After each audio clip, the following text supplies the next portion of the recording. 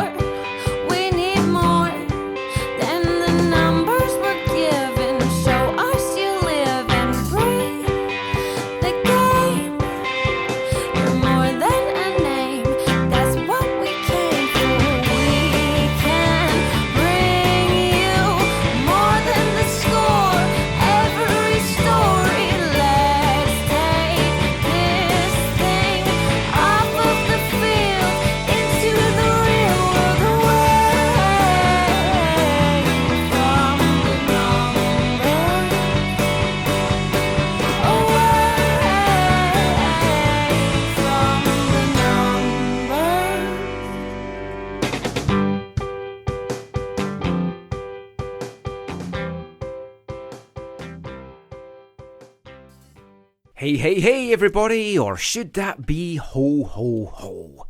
Welcome to another episode of the AFTN Soccer Show, There's Still Time, on CITR Radio 101.9 FM, broadcasting from the unceded Musqueam territory at the University of beautiful British Columbia. I am Michael McCall. I'm Steve Pender. And I'm Zachary Adam Eisenhower. Did you forget your name there? No, just a nice pause. You like a pause, which is surprising because you don't like dogs very much. Classic Michael. If you are listening to tonight's show in the podcast, this is episode 369. We will have a song to remind you of that to kick off the next part of the show. But yes, we are into the month of December. It's a festive month. There's going to be lots of fun, laughter, Christmas songs. We've already got so much of our Christmas show in the bag. We started recording that in September, so that's good. It's been a pretty quiet week, really, in the world of Whitecaps, Major League Soccer, Canadian Premier League Soccer, and all that kind of stuff. So that's given me the chance for tonight's show to do something I thought about a few months ago that I wanted to try. So I thought we'd keep this for the off-season. We're going to try a kind of new format for the show tonight. It's kind of combining... I mean, we started off there in the intro playing a little bit from last week's show where I said, like, the kids love it, and Zach's like, kids don't listen to this show. So I thought, I kind of took that on board. Maybe our 1979 stuff isn't hitting home with the kids as much as it should. So I've decided to go a little bit further back to the 1960s and a little bit further forward to the kind of 2010s. What we're going to do in tonight's show is we're doing a format where we're going to work our way through the week from Monday to Sunday, kind of combining the 1960s BBC satirical show, that was the week that was, and an English comedian that I love, Richard Herring. He had a show called As It Occurs to Me, AIOTM. You have to say that if you say AIOTM. So we're going to combine all that, and we're going to call this That Was the Week That Was. That was the week that was. It's over, let it go. That was the week that was. It started way above par, finished way below. That was the week that was. Who would have thought 2019, Millicent Martin would be big with the kids at UBC listening to this in their dorm rooms? Probably no one. Probably no kids in their dorm rooms listening to this. If you are, send us a tweet. I think Canada. they were expecting trance music. Possibly. Anyway, that was the week that was. And of course, in most cultures, proper cultures, the week kicks off with Monday. So, Sunday. What are you talking about? A week starts on Monday. No, Sunday. is The work first- week. Work week. Yeah, but A week starts on Monday. No. The real first day of the week is Sunday. First day of the week is Monday. No, where? Everywhere. No.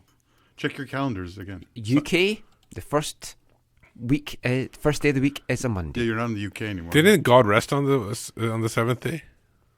And Yeah. that would be Sunday. No, the Sabbath is Saturday. Oh, is it? I Yeah. didn't know that. Christians changed their gathering to the first day of the week to celebrate his Okay, resurrection. here's a question for you.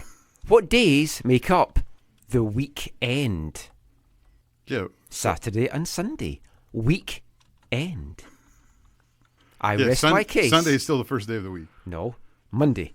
And Googled by Steve when it's the first day of the week and Monday comes up. Zach, wrong again. Whitecaps front office will be loving this. Discredits everything he's now said about them, I feel, but there we go. Anyway, first day of the week, Monday. If you go on all your calendars and everything, you'll see. He goes by calendars. It's 2019, No, like man. on your modern technology on your phone. What day is the first day of the week? Monday. No, it's Sunday. Well, who would have thought our 2-hour show would be debating this? But we are now going to do this. In the Gregorian times, no. But our weekend makes sense to start on Monday because Yeah. we're a Sunday to Sunday show. Yes. First day of the week to first day of the week. Let's go with that then. But also a weekend is a Saturday and a Sunday. So, Monday. I was tired when I got home after last week's show, so I decided to wait until Monday morning to edit and get last week's episode up and out to the masses wanting to listen to it. But then because of that, I kind of set myself up a race against the clock because I was trying to get it all done before the end of year waiver process started at noon. And I thought, we're going to have to get it out. We talked about the end of year waiver draft. If we don't get the podcast out before then, all these drafts are going to happen. And everything that we said last week is going to be absolutely pointless. Okay, maybe that was more hope than expectation. And maybe, to the surprise of no one, the Whitecaps passed in that draft. Meaning, we still did not have a new Whitecaps edition that we keep waiting for to talk on the show. But don't worry, there was other drafts coming up last week. I'm sure we made our big moves then. Okay, let's talk about it. You're not panicking, obviously, right? Oh, no. You're sensible. I just want something to happen. I haven't had a good sense. Are people panicking? Is anyone? Actually, no. I don't, I've seen a few joke comments. Yeah, in there, I don't genuinely think people are, because the kind of guys that's up in the end of the year waiver draft is not the kind of guys that you really are going to be building a team around. So I don't think anyone is caring about that. Same with the free agency and the re-entry process. These are not really the kind of guys that's too important. It's more, it would just be nice to have some new players to delve into, new players to ask about chocolate digestives. But it's good that no one's panicking. Or from what I've seen, no one's panicking. I think once we get into January, in the build-up to the pre-season camp getting underway and the season ticket deadline on January 30th, there might be a little bit of panicking to sit in there. Yeah, and that's natural because not only do you have the Europe or most of the world's window opening in terms of transfer and stuff, but you also have. But will they open on a Monday or a Sunday? Well, they're open on January 1st. So, but no, the other thing is then you also have the scenario where not just is that window opening, but if you're looking long term and wanting to announce things for, like if you're Vancouver and you want to announce things before the end of the month or whatever. You can. It's also the time where those who are out of contract in June, because 6 months before you're out of contract, you can sign a pre-contract with someone. So that's also there could the have time been that will some be guys that Mark DeSantis has signed some or made agreements with that we with. don't know. Yeah. Well, no, that's the thing. You can't. I don't think legally you can sign a pre-contract until that 6 months is, if you have an existing contract. Assuming it's from. Going to the end of June. Hey, it's MLS. Anything goes. So I'm talking about players not in MLS, obviously. Yeah. Or not in North America. The Whitecaps may not have been busy in the end-of-year waiver process, but 4 players were selected in the end. The standout pick was probably the very first one. FC Cincinnati got that first pick. They went for Philadelphia midfielder Haris Medjugorje. I thought you were going to make Steve say that. I should have. I say standout because he's 34 years old, but he played every minute for Philly this past season. He was kind of like a key midfield cog, the kind of key cog that the Whitecaps needed in the midfield. Now, I'm not saying we would have gone for him with the second pick because he's 34 years old and he's a bit old, but he had 11 assists last season. He's probably, I think, the kind of player that MDS was hoping Johnny Risi would be. What he did for Philly is what I think MDS wanted Risi to do for the Whitecaps. His age and his salary of $595, I'm not quite sure what is attractive for Cincinnati in that. I know they're trying to rebuild, but do you rebuild around a 34-year-old in the midfield? The age doesn't seem like a fit for sure. But I think Cincinnati's at a bit of a place where they're just trying. I think they need to get some, like Vancouver. They need to get some solid MLS players, some players with solid MLS experience and who are solid footballers. Yeah, so I mean he is, and he's a good player, and he's a kind of midfielder you do feel he's probably got still quite a good couple of years left in his legs. It's the kind of guy we need in a midfield, someone that can stamp authority on it, and someone that can give you 11 assists in the year would be pretty nice as well. If we're talking about Johnny Risi, I mean, his future, it's still a really interesting one for me because he doesn't seem like he fits in, but we haven't just let him go. We might be waiting, I guess, for the European window to open in January to send him back to Europe, do a trade or transfer to over in Europe, or even a loan. He doesn't seem to fit MLS, as we've talked about this, just he's quite slow. He likes too much time on the ball. He's got the skills. Yeah. And that's what I think is frustrating. And I don't think he can suddenly get used to the pace. Yeah, I think when you combine those things you just talked about in terms of what it was very apparent for everyone to see in terms of that, the pace of the game was not suiting to him, and his desire for longer on the ball, obviously also not good for him. And when you combine that with the not super cryptic public comments of MDS throughout the year about certain players and certain what they're used to and what this is not, it was hard not to see those comments as about John Arise without naming him. I think he was actually asked, it was either on Fine Lines or it was on TSN, he was asked specifically about Arise and his future at the club, and it wasn't positive vibes that you were getting back from that. Do you see him fitting in, though, with another MLS team? Or is a move back to Europe the best thing for him? I think there's been a lot of times with players in Vancouver where you thought, when they leave, they'll go and do something, or at least make some contribution. Not that it couldn't happen, but based on those things we just said, I can't see it happening because he's not like slow, but he's just not quick enough, right? And it's not, when you say that, you think, like it's a negative against him. The MLS game is frenetic. Yeah. Right, and that's more maybe a knock against the MLS game than it is against maybe a Arise. But it's very much like the Scottish game because it's 100 miles an hour and you lose all skill. Exactly. It doesn't lean towards the skill players having time on the ball. He's got skill and he's got a great football brain. Totally. And when MDS sat down with us at the start of the year and he was showing us the videos and he's like, "This is where I see Arise playing and being involved in all these triangles going up and down the pitch." It just didn't work out. Maybe a season under his belt, some rest. We're going to see a revitalised guy, but he does feel like one of the guys. It does feel like he will be very revitalised in Spain. Yeah.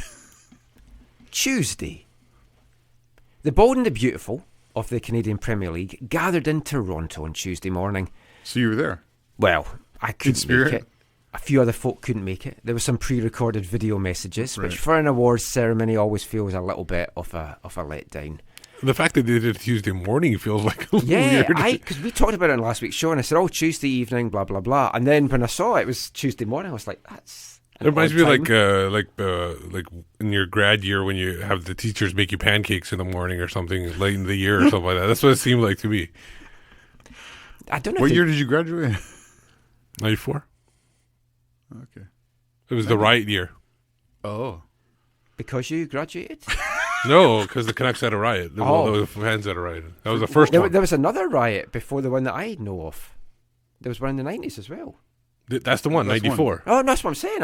I genuinely did not know that. Oh, okay. Oh, you didn't know? Oh. No, I knew there was the one the Boston lost. Well, no, the 94 was a riot too after that. It wasn't as big. That's why to some... my commentary might be wrong in this, or my understanding might be wrong in this. I just live in the Valley. But where they all probably came from.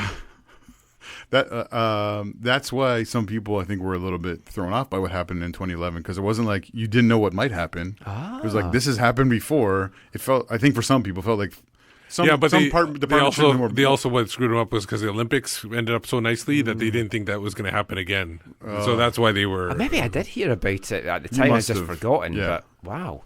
Oh, it's probably a good job then that the Whitecaps don't make the MLS Cup, because if we were to lose that, this city would be burnt to the ground, razed. We'd have to build it all again. Does glass burn? I don't know. Anyway, back to the CPL Awards. It was the inaugural end of season CPL Awards. We nailed all 4 winners. I was quite pleased about that. Well, we called them correctly, yeah. Tristan Borges Hat-trick. rightly won the hat-trick. Yeah. Best under-21 player, player of the year, golden boot. Marco Carducci won the goalkeeper of the year. I'm not going to call it golden glove. Goalkeeper of the year. On video screen accepting his thing. He was one of the guys that didn't make it. And our favourite, Tommy Wheeldon Jr., deservedly picking up 2 awards, Coach of the Year and Silkiest Hair. I think he definitely deserved both of that. Now, was this voted on before the finals or before the finals? They didn't even no playoffs. They didn't even let Michael vote. I didn't get to vote. Oh, I know. I'm just wondering. Maybe they sent something out. And I fell off the mailing list for a while, apparently. Other leagues, because they have you hug too many people. Possibly. The other leagues, they have playoff awards, so they usually they vote on there's regular season awards and the playoff awards. This one, I wasn't sure if there was. It might be after, because they did count the golden boot right into the playoffs and championship game as well, which is a bit unusual when you look at MLS, but I quite like it because it should be for the whole season. But that's just my thinking. I'm trying to think what they do like in Germany with like the relegation playoffs. I don't think those count towards league. I don't think they probably do in England either, but I'm not sure. It was a nice end to an enjoyable season. Bit of razzmatazz. Be nice if they had it here one year. Let's start the Vancouver. We'd have got a bigger crowd out for it, I think, if they had the CPL Awards here. Well, the headquarters are in Toronto, right? No, maybe they should move those here as well. Maybe John Herdman will be pushing for that. He should. Put it in South Surrey. Tristan Borges, though, I mean, he had a strong year. And the big question to him afterwards as well was, where does your future lie? Because he's been a guy, a year ago, he was playing amateur football. He did have a spell over in Holland, I think with an under-19 side for a bit. And he's come and he's torn up this league. So a question for you guys, is that testament to a player taking his chance, being overlooked and his quality maybe not being appreciated before? Or is it more that a guy like that can come into the league and tear it up, so the league maybe isn't as strong as folk are thinking quality-wise? So one thing, I think what I heard about his time over in Europe was that it was one of those kind of classic situations that a lot of Canadians have faced in their time, where you coming in to a dominant football culture, you're the outsider, and it's very hard for you to make the breakthrough, because not only do you just have to be good, but you have to kind of like be better than the local kids, kind of thing, the local guys you're up against, which is normal in most places in the world when it comes to sports, I think, especially in football, it seems like. So I think that was one of the things where he felt like he didn't get enough opportunity there. So then he came back. I might be wrong, but that's what I thought I heard about that. That is the common thing. I won't say what game, because I don't want to maybe identify the player, but I was at a VMSL game over the weekend, and there was a parent talking to another parent on the sideline. So I like to listen in to these conversations. Solid reporting. Yeah. She was talking about her son had been over in Italy and was getting a good chance. Coach had brought him over, blah, blah, blah. But then the coach got sacked. Yeah. So this new coach came in that knew nothing about this kid. Didn't care. And he didn't get his chance, and he didn't get any minutes. He fell, and then he's come. Many Canadians have faced that. Yeah. That's the big. Faced that. A coach might see him and go, "Oh, I love this guy," and then the coach goes, all his coaching staff go, and it's like, why have we got a Canadian kid here? Yeah. And, you know who? We know a player who hasn't faced that. Yeah, Alfonso Davies. But we'll talk about it more later in the week. But I don't think this. Sorry, sort of the negative light you were saying. Do we see this through? I don't see this as a negative towards the quality of the league, because again, I'm just throwing that. No, I'm not saying. I know. Believe that, I know. You were. You were saying, is this a way we could view this? I don't think so. In part, just because it was the first year of the league. And we really, as much as we had hopes and aspirations and were, hoping against it being, lower than what we hoped, and no one really knew what it was going to be like, right? Yeah. And so to say like, he was great, but the quality was therefore not that good, I think you can't really say that in the first year of a league. No, and the thing is, for me, it's I think it's more to show that what this league is made for, to give people an opportunity that didn't have it. I don't know if they're lacking it. Yeah, and that's the most important part. Guys, and there's going to be guys, we've talked about this before, that develop at different times. There's going to be guys that's come through the Whitecaps system that maybe didn't look good here, and then they're a bit older, more mature, and then they start to shine in something like the CPL. That's why I think too, Steve, because I agree with you. This is a bright light for the league, not just because they had someone do well. Like, they didn't have like all guys, like all their top goal scorers were on 8 or 9 goals or whatever, right? They had some guys who really excelled. That's from a league side, from a club side at Forge, you got to also be thinking they are very conscious about how, if and when and how he does move on. Because is it good if it happens right away? Or is it better for him maybe from their perspective, for him to wait and go for more, like have a second year of performing well and move on for something greater, which maybe long-term is better for them? You know what I mean? Like, I think all those things are being weighed up from a club side. The Whitecaps have been linked to him, but I don't know how seriously linked or if it's just like internet talk. Yeah. But he is a guy, it'd be interesting to see how he did at MLS. But if he comes to the Whitecaps, he's not going to be probably starting regularly either. Well, he's definitely not going to be guaranteed any kind of starting. So, because you're going to imagine you're going to bring in a top striker and stuff like that. But with his performance, and you've had call-ups to the senior team for Marco Carducci, Dominic Zator, Amir Didic. I'm curious to see what players are going to move on to bigger and better things. And MDS did mention that there was a couple of players catching his eye. Borges could be one of them. Dominic Zator could be a guy that they might be interested in bringing back at some point. He has just signed an extension to Cavalry, I saw, for 2020, which is good. Get him locked up. If someone does come in for him, you're going to make a bit of money.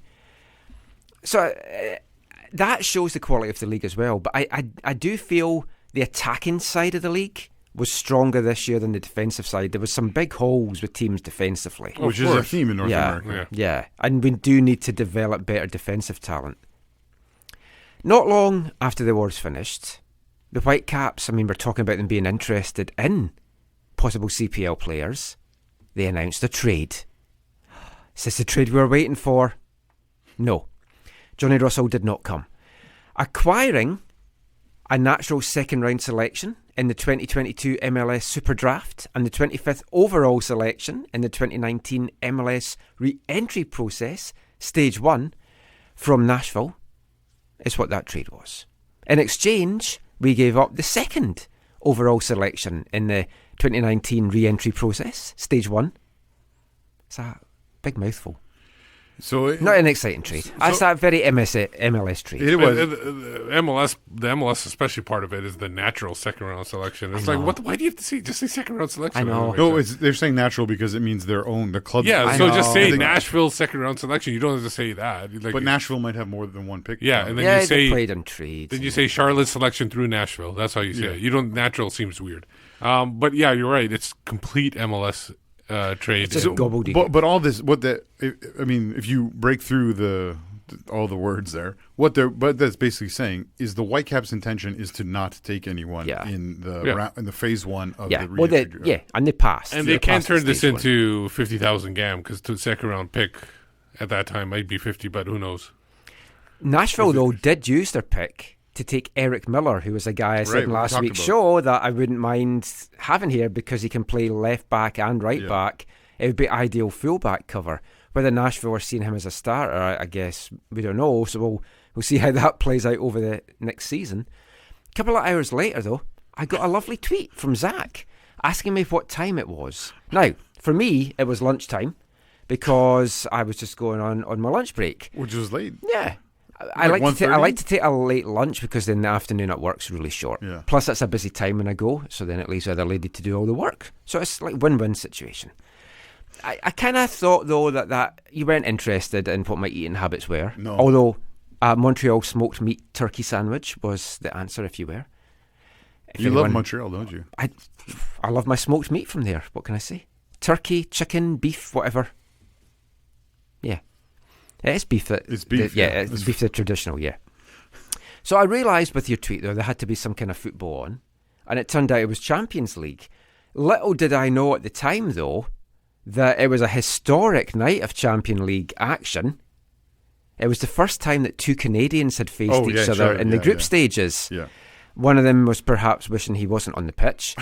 But he still played well. I didn't see the game. I have no idea. So I didn't see all the game. Red Star Belgrade, as I will call them, because I can pronounce that. Yeah. Hosting Bayern Munich, as I will call them, because I can pronounce that.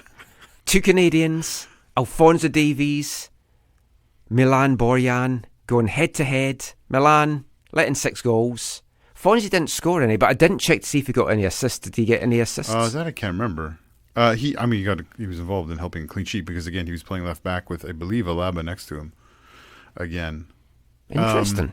But he, a clean sheet, 6 goals. It ended up being, or when I met Suju, it was 5-0. It ended up being 6-0. 4 for Lewandowski in 14 minutes in the second half. Future Whitecap, Lewandowski. Yeah, that's not happening. I've set my heart on us getting him. That's not happening. Axel Schuster will pull his little German strings. Definitely not happening. No. He wants to come to MLS. Yeah, but not. I don't see him going to a place where he's playing on not real grass. And he's also like a businessman. He owns like a chain, like a fast food chain, I think, in Poland or something. I could see him trying to bring that to maybe America in a smaller scale. Maybe I don't know. That's just my. I don't know if there's a big Polish population in Vancouver either. No, there isn't. But like places like Chicago or. But so that was huge. But no, all the things I didn't get to see the whole game because of work, obviously. But the parts I saw, and then some of the reports I read, some of the comments I read, were that the game would have been even a bigger disaster for Red Star if it wasn't for Milan. Borjan. Yeah. Well, that's good. Last thing for Tuesday. It's an interesting article that I saw on a website that's been going for all season, but Tuesday was actually the first day of me actually seeing it or paying attention to it. So on a site called 538, it's Nate Silver, where he ranked 629 football teams from around the world. And he's been doing that all season with results and various things. It's an ongoing project. And for anyone that's unfamiliar with the site, the official blurb for it says it uses statistical analysis and hard numbers to tell compelling stories about elections, politics, science, sport, loads of things.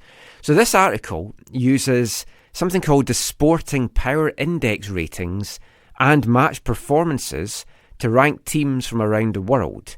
I don't know how scientific it is in the grand scheme of things, but the Whitecaps are ranked 514th out of 629 teams.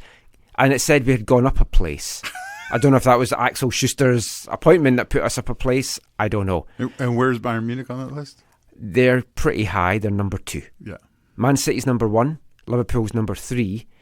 But 514 gives us something to work from. Only 489 places to go to get in the top 25 in the world.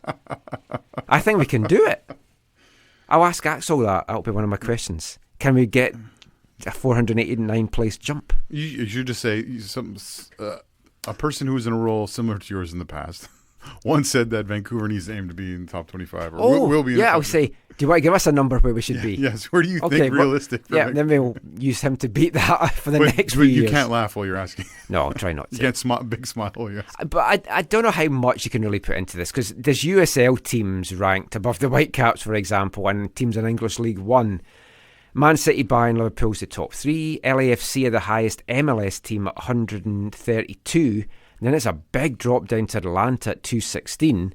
NYCFC's third at 227. But then you have Philly in at 236, which might raise a few eyebrows. Ahead of TFC. The best Canadian team is TFC, 241st. Where's Pacific on there?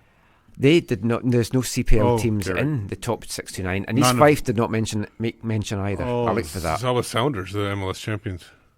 Oh, I didn't look for them actually, but they're somewhere between 241 and 500 and 14. So I think, despite what Garber says about MLS being a top 10 league in the world, I think that they've got a long way to go. But that was Tuesday. We'll be back looking at Wednesday after this.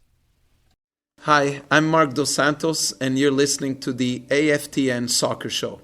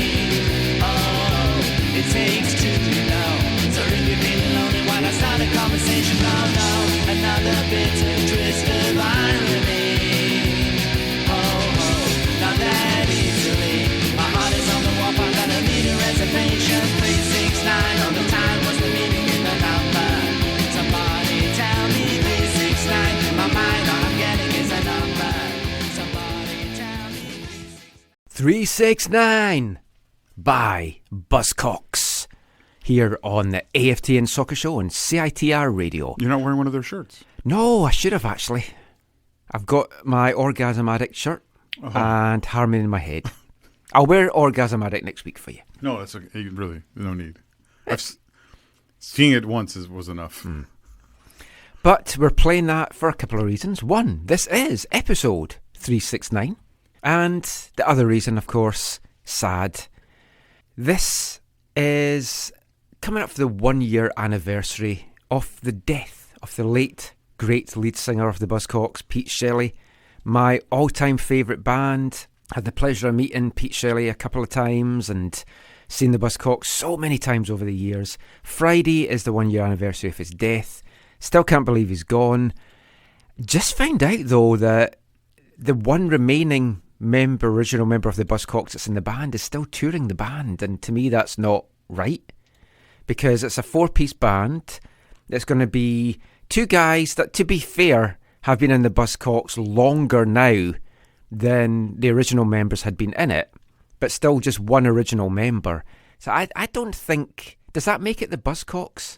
Like, if a band had 4 members originally and only one still touring it, is that still the band? No, it's not still the band, but you can use the name if you want. Because I got my tickets to go and see the Monkees next year, or the remaining Monkees. Yeah, there's only 2, right? Yeah, Mickey Dolenz and Mike Nesmith, which I'm very excited about because I've never seen Mike Nesmith live. So Me either. No. And Steve's a big Monkees fan. I am. Yes, he is. I haven't seen any of them live, though. You love that TV show, right? Get a ticket, Yeah. come with me. It should be good. When is it? Sometime in April. It's a Yeah. Friday night. It should be fine. I took a gamble the Whitecaps aren't Is it going to like- be playing. Is it GA? Yes. Okay. It's at the Commodore. So it should be Get good. out. What day is that again? It's going to be on a Friday. Oh, Sometime in April. Can't be more specific than that. the 6th day of the week, yeah. No, the 5th. But now it is time, funnily enough, to talk about the 3rd day of the week. Wednesday. Now, there's not exactly been a flurry of transfer activity to talk about this week, which is part of the reason that we're doing this. That was the week that was AIOTM combined show. There's been a few rumours swirling around, just none really Whitecaps related. One club, though, that did make a big move was Colorado Rapids, our Western Conference rivals. They brought back former captain Drew Moore in the free agency. Moore spent 7.5 years with the Rapids, winning the MLS Cup with them in 2010, moved to TFC for a couple of seasons, won an MLS Cup there, but now he's back in Colorado. And for me, I think that is a good key defensive addition for them. He's a good player, still got some legs left. I don't want to go all Freddie Montero, but he's a legend, I guess, at Colorado. And he's been welcomed back, it feels, with open arms. But I think it was a good addition for them. Yeah, I mean, as you listen to people talk in the TFC community, they talk about how he fell to, I think, 3rd or 4th in their depth chart this year. That's why he didn't see the time he would, he had in the past, especially in their playoffs. I heard some people talking about, I know his age and some injuries and stuff have caught up to him a little bit. I heard some people talking about that he would be below Chris Mavinga, which I would think he'd at least be battling with Chris Mavinga, because Mavinga... He didn't have a good MLS Cup, as we talked about. He's one of those guys, he either plays... It feels like he either plays great or has a shocker. And so you'd think he'd be able to battle that guy, but it makes sense for him, and, happy for him. You saw his post, connecting with TFC fans and the city of Toronto and thanking them for his time there. And all. So it's a positive departure. Like, I don't think anyone's, like, hating him as he goes or disappointed with him or what. Like, it was like the best time in his career, really. And then he gets to go to somewhere else where he's had some other massive moments in his career, and so I think it's a positive thing. It cost the job of a former Thunder Bay Chill, though. Oh yes, Axel yes. Solberg. Sjoberg has moved on, and now he is a guy that a couple of years ago I would have liked him here, but he seemed to have gone on a very downward trajectory, and he did not have a good game against the Whitecaps of BC Place this season either. No, I wonder how Slammo rates him now. No. I mean, he looked so good for a brief spell, and I don't know what happened. He had some injuries, but it's very weird. But Moore going back to Colorado got me thinking. Now, it's always a bit of a mixed bag when players return to their former clubs. I've had it at my team, East 5. You get some guys back, it's never the same. I'm sure you guys at your clubs have seen it as well. Sometimes the second spell is just not successful, and it taints people's memories a little bit of maybe what they've achieved the first time round. Sometimes you just shouldn't go back. But that said, which former Whitecaps, if any, that are still playing in MLS? Oh, you narrowed it down. Would you? Yeah, I had to. Because there's a lot of ones that's moved on that you might want to welcome back. There's an obvious one. What one would you welcome back with open arms that are still in MLS? Okay, when we're done this, can we just have a brief conversation out with MLS? Okay, we'll do that. Is there any? In MLS? Yeah. I would take a flyer on Kakuta Mane. Oh, really? Yes, I would take a flyer on him. Now, I wouldn't be paying him, I wouldn't sign him to a multi-year contract or paying him a high salary, but I would take a flyer. Yeah, I could see that also from a nostalgic perspective, and if the numbers are right, I don't think that would be a fit personally, especially with MDS. Well, I'm hoping that MDS can inspire him maybe and possibly do something with him. That's the only thing I'm thinking. And it'd be like you could even say a 6-month contract or something. I don't know. You love your 6-month contract. I love my 6-month contract. It gives him a proven. Can you do those in MLS? No, I don't think you can. Well, you can. I don't think you can do 18-month, but I don't think you can do 6 months. You can have a weird kind of thing for the really young guys. Okay. Come to MLS, you can have a weird thing. Yeah. Okay, that's still in the league. Well, I think he was injured most of last year. I know. I wouldn't mind having him as a depth striker again, as maybe Eric Hurtado. I know he's not been gone that long. I had a few good flashes with KC, and even as if they're not good enough to play every game, it's hard not to think about the back-to-back boys, Jordan and Beta. Yeah, that's my two guys. I've got to say, I know they're good. Did you put that on your list? I wouldn't pick Jordan only because I feel like, and both of them. I'm not sure about either one of them, but because I think a lot of their faults are covered up by the fact that how strong LAFC are and the attack and everything like that. So putting them in this team, I'm not sure how successful they would be. Yeah, I mean, Beta sure was a guy that I'll admit I don't think I fully appreciated him when he was here. He was gone. And it's like, you don't know what you've got till it's gone. Yeah. And I think that was Beta. Yeah. Now, I don't know how many mentions Ali Adnan has done about him having interest in Europe. So this week, I don't know. I don't know if that's coming up. Just a few. So I that could be a change to everything at that point. I mean, Harvey coming back here, if he did come back, which he's not going to, but if he did, it would be as a backup, and I'm not sure he would want that. I mean, David Ousted would be a guy that I would take as a backup goalkeeper, and again, he's not a guy that is going to want to come back as a backup. He's a guy, though, I think would push Max Crepeau even further than Zach McMath does. If you've got a guy like David Ousted breathing down your neck, but again, salary, and you're not going to come back as a backup. But I mean, those are the guys, just hypothetically, that's still playing in the league, although technically, because obviously Mane and Ousted were kind of up on the drafts to get picked, and no one picked them yet. But we threw that question out on Twitter, and we got some really, really good responses. Now, Beta Sure, we mentioned there, and that was also the selection of Greg Mayer, Ryan McLeod, and at No Name Actual. And at No Name Actual also said Harvey, and as did Ryan McLeod. So I mean, those two guys are guys that would bolster the back line. A Beta, it would mean Nerwinski would drop back, and we didn't want to pay Beta what he wanted the last time. Not sure a couple of years later we'd want to pay him. Lorenzo Benetti said he disagrees with others who say Harvey because he feels he was barely good enough to be a starter in his final seasons here. Yeah. And the LAFC seem to think that now too. Yeah. I'm not sure. I agree. I wouldn't bring him back. You could bring him back as a full-time starter, like as you're relying on every week. Lorenzo also says Kai Kamara and Lee Win would be the only two that he would consider. Of course, yeah. Kamara. I'd initially forgotten about Kamara till he did that. And he said maybe Beta as well, but he hasn't watched him too closely of late. Kamara without a doubt. Thomas Brown actually said Kai Kamara as well as his first choice, and he'd welcome back Beta and Harvey, but in different roles, so like backups, I guess.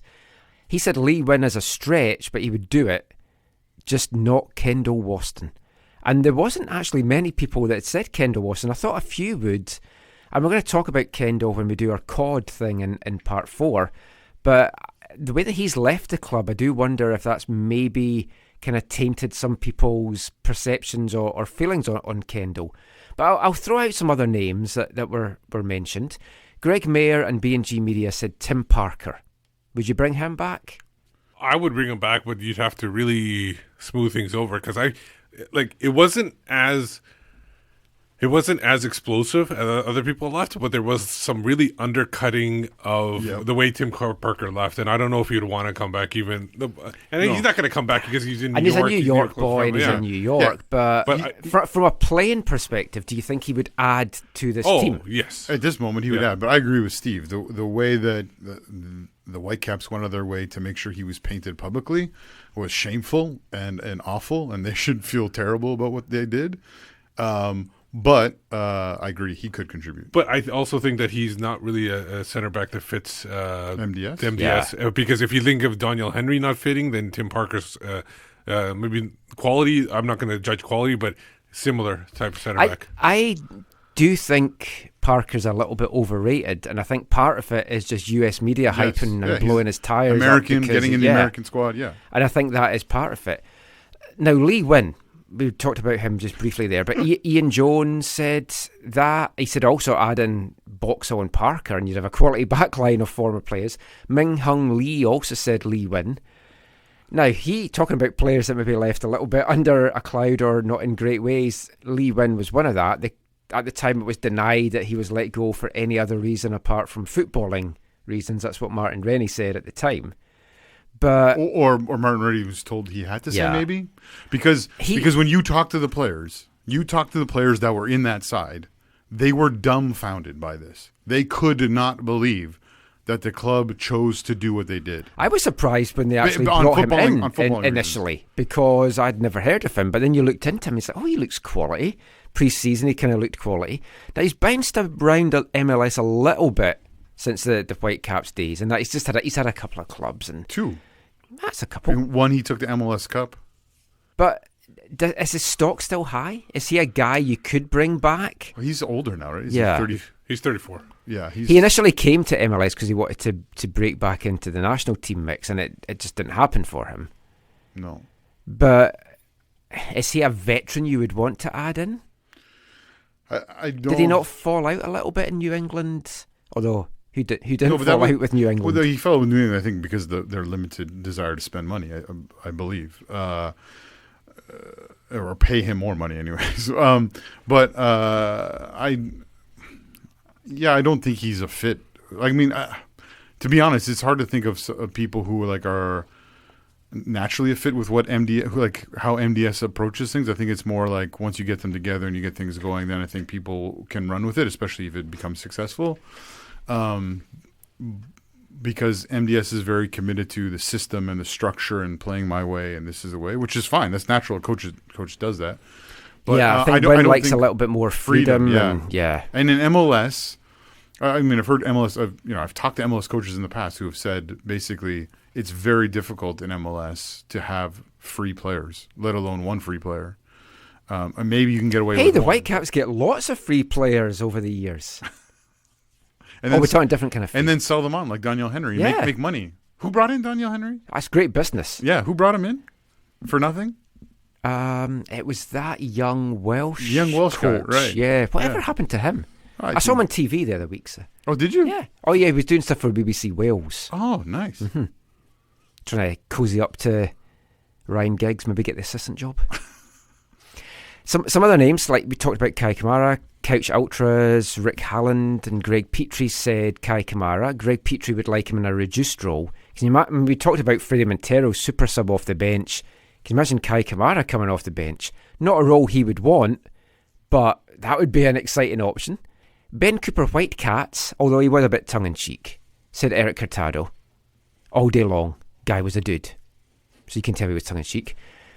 Alain Bosclair, let's just call him Alain Bosclair Jolie, said David Norman Jr. Oh, yeah. He hasn't even started playing for his new club yet, but you had to have him back. Sebastian Pereira said Nicolas Mosquera. Yeah. But with a question mark, because Mosquera, he's just signed a new deal with Colorado. Yeah, 2-year deal, I think. Yeah, he's a guy, we talked about this at the time, I just didn't think he produced enough as a starter. But as a guy to come off the bench, yeah. I don't know if I said differently at the time, but definitely now I think he is the kind of player who could do well in what MDS wants to do. In terms of especially his work rate and his commitment to both sides of the ball. Marius Rofta, he said Marco Carducci. Interestingly, not David Ousted. Probably because he knows Ousted wouldn't be a starter. But yeah, obviously we'd all welcome Marco Carducci back here. But he deserves to be where he is, and he's better where he is as a starter as well. Marco, at this point in his career, is never going to, probably not likely to go somewhere where he is not going to play. No, he needs to be a starter wherever. Last couple of ones quickly. Alex from Between the Sticks said Shea Salinas and Michael Boxall. Shea Salinas, not last season, but the season. Oh, no, was it last season he had his standout year? Yeah, it was. That's when we scored a goal. Yeah, that's when we spoke to him. Number of goals. Yeah, he had a really good season. Boxall surprised me. I have to say, I didn't think much of him here. And when Minnesota brought him in, I thought, oh, geez, they're bringing Michael Boxall back. He's been good. Well, since he got a new partner this year. Yeah. Well, a couple of things. One is I think he's matured in his time away from. He was pretty young when he was. I mean, he wasn't young, but he was early 20s when he was here. Maybe up to 24. I can't remember now. But maybe like 22, 23. He went away. He got some experience, worked his way up, did some things, won some trophies, came back to MLS. The first year was rough, and then you partnered him with someone who was a little bit more solid, and you saw a lot of good from him this year. This year especially. Sometimes you just need a new partner to bring the best out of you. I warn my wife of that all the time. Spice Boy 1 also said Shea Salinas. Brookwood FC, he recommends 2 unmentioned wild cards, Kakuta Mane, as Steve said, and Darren Mattocks. Both experienced in MLS, he says. Both have speed and pace that bring an entertainment factor. The main downside is they still have trouble in the final third of the pitch with scoring. That's the Whitecaps to a T. Well, I don't think Kakuta Mane had that much problem with scoring because he was a winger. He was whenever he played the wing, he scored enough at a level what a winger expected. But he didn't create enough as a winger. No, he didn't create enough. I mean, just thinking about that, though, from what Steve said, that might be an interesting punt. If you got him in a good deal as a guy to bring off the bench. And work his way up into becoming a possible starter. Someone should slide into his DMs and see if he wants to come back here. I can't see that happening. Mm-hmm. Can you really see it happening? No, him returning to Vancouver as a player. Well, right now he hasn't got a club, so I think he'd be happy to go anywhere if he's going to be playing. But I do think he should never go back. CD Pryor said if we're including academy players, Liam Fraser, after what he said about the Whitecaps, maybe not. But I was chatting to someone about that, and that interview was perhaps not fully reflective of his thoughts. He was kind of put a little bit on the spot, and it was a bit sensationalised for the sake of it. I'll explain more another time. And we'll end this with Stewie Benjamin, who simply said, no one. And yeah, sometimes you just shouldn't go back. Last thing from Wednesday. The nominations came out for the media vote for the Canada Soccer Players of the Year. Stephen may all have a vote on this because we're on the media mailing list. Now, there's a short list of 12 on the men's side. One Whitecap, Derek Cornelius, along with former Whitecap, Alphonso Davies. Who would be your Canada Soccer Player of the Year? It's hard for me to say this year. It's really hard to round it into a top three because you're supposed to give a top three. Because normally it was difficult to get a top three because it's who do you stick in number three? Who's good enough to even be considered one of the top players? But this year there's quite a few that are out there that can be, considered very potential number threes. I know a lot of people say Jonathan David clear cut. But I have him as my number one. But I'm really you got Cavallini in Mexico. I've got Cavallini as 2. And then you got Alphonso Davies, the way he's performed and stuff like that. I didn't have Fonzie in my top 3. For 2019? Yeah. I consider him to be a candidate. I have Scott Arfield as one of the better players out there. I had him as 3rd, but that might be my Scottish bias. And I know he didn't do well this week, but Milan Borjan had a good season overall, so he's in there too. So I haven't sent it off because I'm dithering over the number 3 selection. Yeah. Does Ozo get any credit for his role in Toronto? Well, see, the thing is, it depends what you're putting the criteria on, because Richie Larrea is in it as well, and it's he's had a good turnaround season. Ozo's on the list, right? Yeah. Yes. Yeah. I mean, also has a good year. He's a candidate to be in the top 5. Laria is just in there to be to fill out the 12 short list. You could also name someone that's not on the short list as well. No, there's nobody really on the not on the short list that would you name. Max Cripple?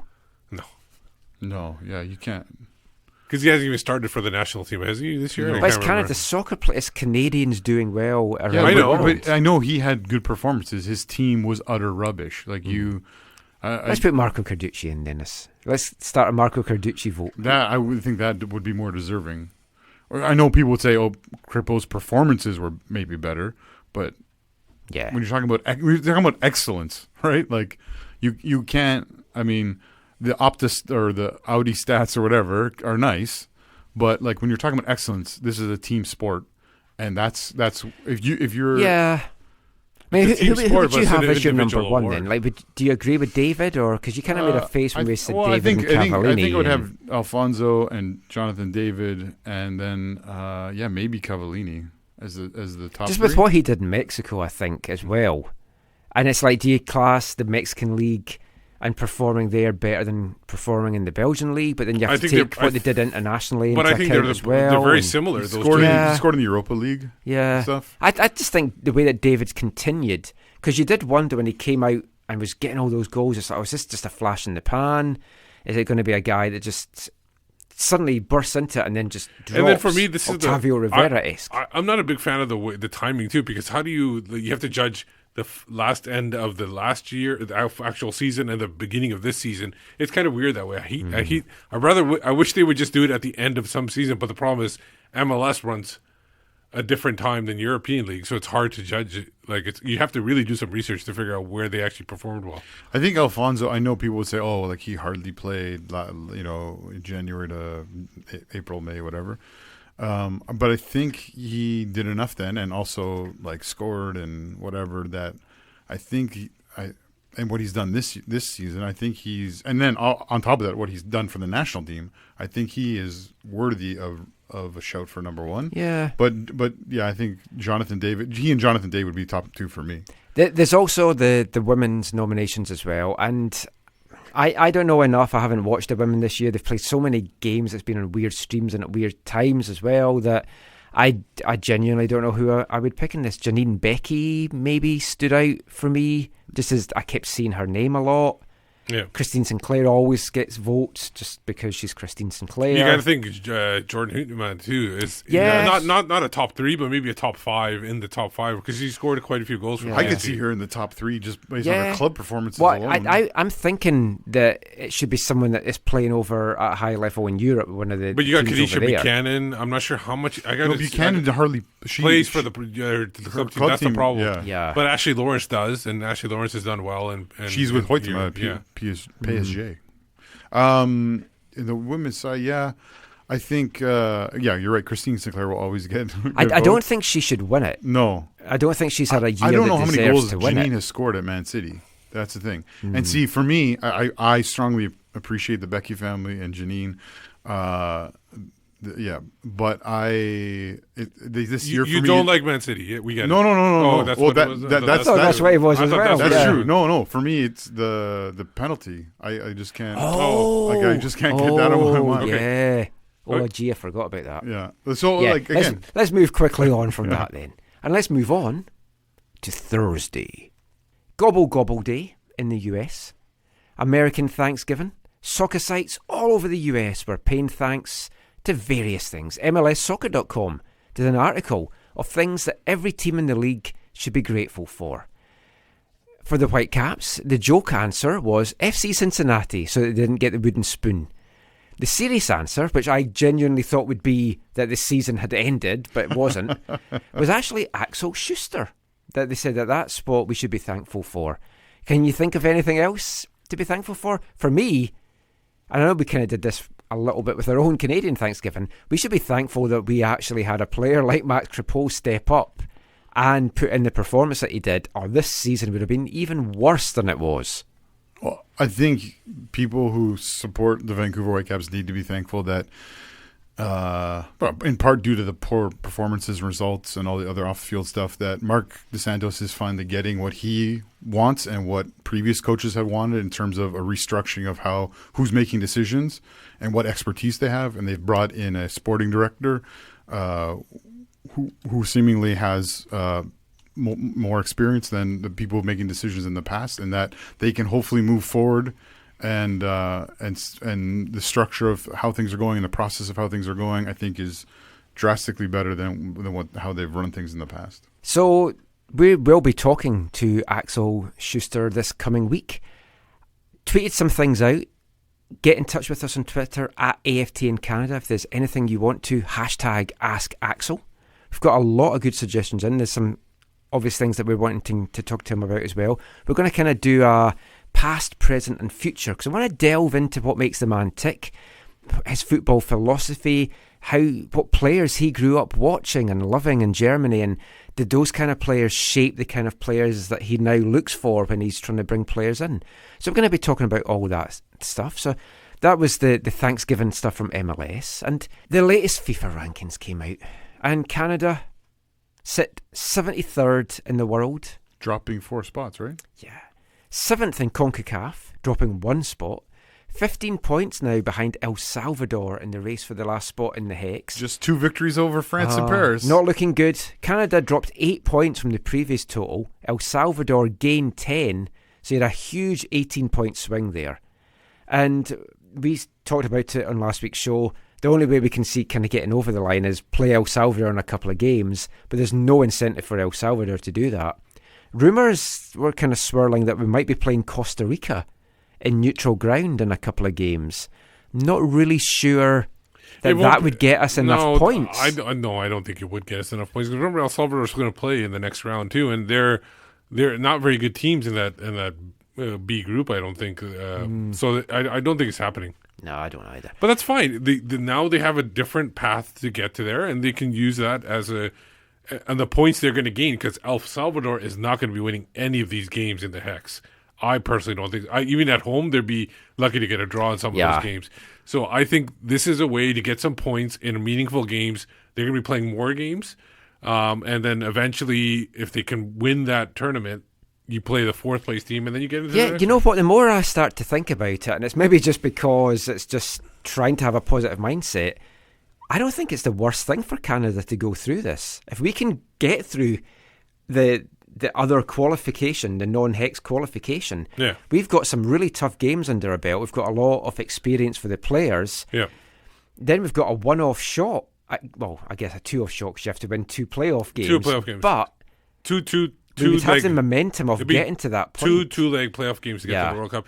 But that's fine, because if they win this tournament, it's essentially making the Hex. Yeah, and I'm not sure how we would do in the Hex either. But what I'm saying is, like, it matches what their goal is. Yeah. If they win this, the worst possible thing for Canada is you make the Hex and then you finish 5th or 6th. Exactly. Then it just felt like a complete waste. Yeah. Last bit of news for Thursday: Patrick Vieira was being linked as the top candidate for the Inter Miami job. first of all by the Telegraph in the UK, and then Taylor Twellman tweeted it out the next day. Now, Vieira had 2.5 seasons with NYFC. He's currently managing Nice in France. Yeah, what spot are they in the table? Not good. Like something like 15th or? I'm surprised he'd want to come back. It just... I don't know. It just maybe seemed he's that... looking near relegation. Maybe in he's, France. maybe he's essentially looking for his next job before he gets fired. Oh, maybe. It just seemed a bit of a weird one. But that was Thursday. We'll be back in part 3 with a look at Friday and the weekend. Hi, I'm Derek Cornelius, and you're listening to the AFTN Soccer Show.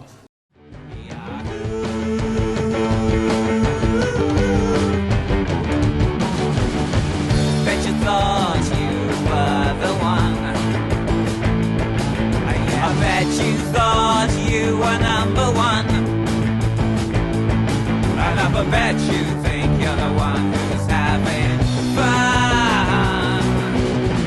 That's where you're wrong. That's where you're wrong. I know you're wrong. Your time is young. Remember the rule that's unspoken. Rules are made to be broken. I sent you a letter or a treasure token. I used to have a heart, now it's broken. Can you guess who did that? You won't get a prize if you guess who did that.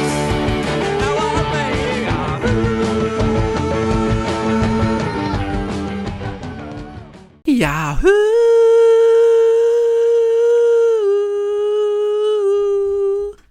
Get down to the sound that makes you jump around. It's the new royal family. Much better than the old royal family. They're on their way out anyway. The new royal family rules okay. I don't think Zach follows the news on Prince Andrew. Oh, I don't think you did with that look there. No. Oh, you missed all the Prince Andrew stuff. No. Scandal? Yeah. Okay. I don't know what the scandal is, but I saw something about scandal. He doesn't sweat. That's a scandal. Yeah, he hadn't sweated for 20 years. He's only started sweating again. I'll explain. That's a scandal? No, that was... Let's not get into this. Yeah. We've already got the weekend stuff that's dominating our... It's okay. You guys are wrong about the weekend stuff. It's fine. No, you're wrong. No. In the break, Stevie said, hey, at my last place of employment, or one of the places he also to work. said the weekend starts for him on a Monday. Tweet us. Let us know on AFTN Canada, but in particularly at Zachary AM, and let Zachary know that the week starts on Monday. The week does not start on Monday. And the weekend, which Zach seems to think is a Saturday only... Saturday is the day the week ends. Hashtag WSOM. I know. Week starts on Monday. Or WSOS. Don't do BDSOM or BDSM. It's like a whole different hashtag. So if you think it starts on Sunday, hashtag WSOS. If it's on Monday, hashtag WSOM. Oh. It was not easier if I just tweeted out and to retweet for this, like for that. That's what all the young kids do. Yeah, they do. Anyway, let's get back to the song here on the AFTN Soccer Show on CITR Radio 101.9 FM. The music to kick this segment off was the New Royal Family, our new Artists of the Month for December. Are they the chocolate digestive people? They are. Okay. They are the band that does Anyone Fancy a Chocolate Digestive? So obviously, it's just nice to play some of their other songs there. Why is it so suggestive? Anal sex, Zach, basically. Oh. It's kind of indicating that. Are you serious? Yeah. Oh, you fancy a chocolate digestive? That's what that means? Well, that's what they're kind of insinuating it could mean. Wow, okay. Yeah. Anyway, New Royal Family. That was a song from 2009. We'll have a lot more from them this month. I have been in touch with them. I might even do a little interview with them just to talk about chocolate digestives. We can ask them your question as to why it's so suggestive. See what he says. Lead singer of the band is Scottish, so who knows what the answer might be to that. We will have a special Christmas song from them this month as well. And in a special thing for our Christmas show, it's as if it all ties in and I have this planned for the whole year. All our artists of the month for the year will be featuring with a Christmas song in the Christmas special. Magical. Anyway, the video for that song, The New Royal Family Rules OK, it's a lot of my childhood. If you want to know what shaped me as a person, watch that video. It features clips from TV shows such as Rent-A-Ghost, Rainbow, Mr. Ben, Grange Hill, magazines like Lookin', of which I'm currently reading the Best of Lookin' 1980s annual, Smash Hits, Flexipop, even as John McEnroe's umpire rants at Wimbledon.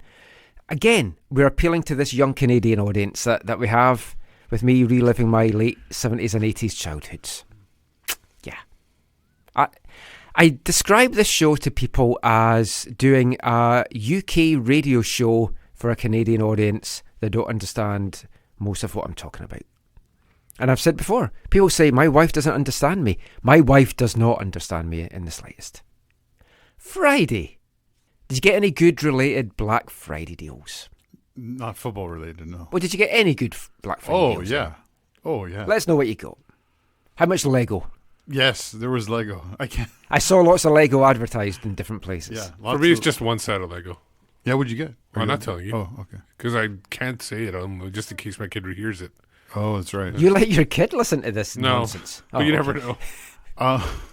Yeah, I got lots of Lego. You said kids don't listen to this show. Steve's kid listens to this. No, Yeah, I'm that just saying. doesn't count He as loves the kids. fish and chip song. I'm worried also that somebody else listens to it and tell him what I got him. Oh. Your mother-in-law? No, other kids. What are you talking about, mother-in-law? We're big in the schools. This is like passed Okay. around as like kind of. Let's move on to leverage in the Friday. schools. Yeah. Oh, what deals did you get? I bought Secret Life of Pets 2 DVD. Oh.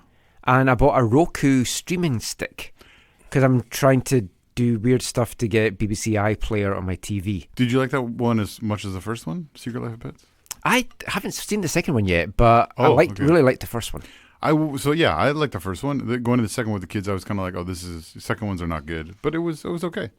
I got in addition to the Lego, I redid my Shaw deal. They had like a Black Friday thing, so that was very good. Redid my phone deal. That was also very, very advantageous. I'll be doing both of those next year. Yeah, I need to do my phone pretty soon And as well. what else did I do? I got some stuff for the kids, some Christmas stuff for the kids. I got one football-related thing. It's a pre-order for a book that's coming out in February, and it was a 15% off discount. And I was talking to her about this. She didn't know. If you want to get some good UK books, and the postage is obviously shocking, bookdepository.com, wordery.com, it's free shipping to anywhere in the world, but to Canada, US, anywhere in the world. So you can order a big stack of heavy books and they'll ship them free to you. The newer ones are a little bit more expensive than you'd get in amazon.co.uk, but their shipping's horrendous, so it works out good. And you get regular 10 and 15% deals off. So I got Billy's Boots, which was a comic strip in the comics that I used to read in the 70s and early 80s. Nice. It's about a little boy, Billy Dane, who finds a pair of old football boots that belonged to a famous footballer, and whenever he puts them on, he plays magical, and he plays great football-wise, and things happen in the matches that happened in the footballers. Billy Dane is the footballer. So it's a great little comic strip. You should check that out. Billy Boots. Yeah, Billy's Boots. Billy's Boots. Yeah. Football-wise, it was a pretty quiet day, but the FA Cup did kick off. An enjoyable game on Friday night between 8th tier, Malden and Tiptree, and Goldie Looking Chains boys, Newport County. Did I ever tell you that Goldie Looking Chain sponsored Newport County's shirts? Yeah, multiple 1 year. times. Yeah. Never been able to get hold of them. They're really, really rare. Whenever they come up on eBay, they go for a lot of money. 1-0 win for the Welsh lads, thanks to a stoppage time winner. But this whole FA Cup weekend has really pissed me off, or in particular Sportsnet World. Because Sportsnet World have the rights to the FA Cup. So every year I sign up to Sportsnet World for November, December, January, and sometimes February, just for the FA Cup games, because I like to see the lower teams in it. But this is another example of one of the big channels sitting on matches and not showing all the games that they could. And for me, it's indefensible for Sportsnet World because you've got these other channels, Sportsnet World Plus, that they can show these games on. And they showed some Bundesliga games on Saturday, so I understand maybe why they didn't show on the main channel the FA Cup game, but they had other channels that weren't showing anything, and they could have showed the FA Cup game. So you subscribe to on TV? Yes. Okay. Do you ever go into the Sportsnet Now app? No. Okay, you need to check there because they might be showing them there. They are for some of the stuff, but I want to watch it on my TV. Well, you can have the app playing on your TV. Not my downstairs TV, which is apparently a really good TV, but a piece of shit for apps. I can't get anything. That's another reason I bought the Roku streaming stick. Right. Okay. But it just annoys me so much that companies have the rights to stuff and they don't show it. And then TSN sit on games, like they've got the rights to the MLS games, and sometimes they don't show a game that's on ESPN or Fox in the States, but they've got the rights to it, and then you can't see it in DAZN because it's blocked because TSN should be showing it, but they're not. Yeah. And something needs to happen about this. And I mean, is this the future for... Is streaming only the future for football in this country? We've got it DAZN, we've got One Soccer. Is this how we're only going to watch football now on these streaming channels? If it is, I'm not watching very much because I'm not paying for any of it. I'm just not. It's not one of the things I want to pay for. When does TSN's like World Cup rights run out? Because that's a big thing. Partly because the World Cup's going to be here, that's going to be a big thing. But that'll, I think, determine if it's going to be all of one or half. I mean, TSN's got MLS just now, which but that's on obviously DAZN.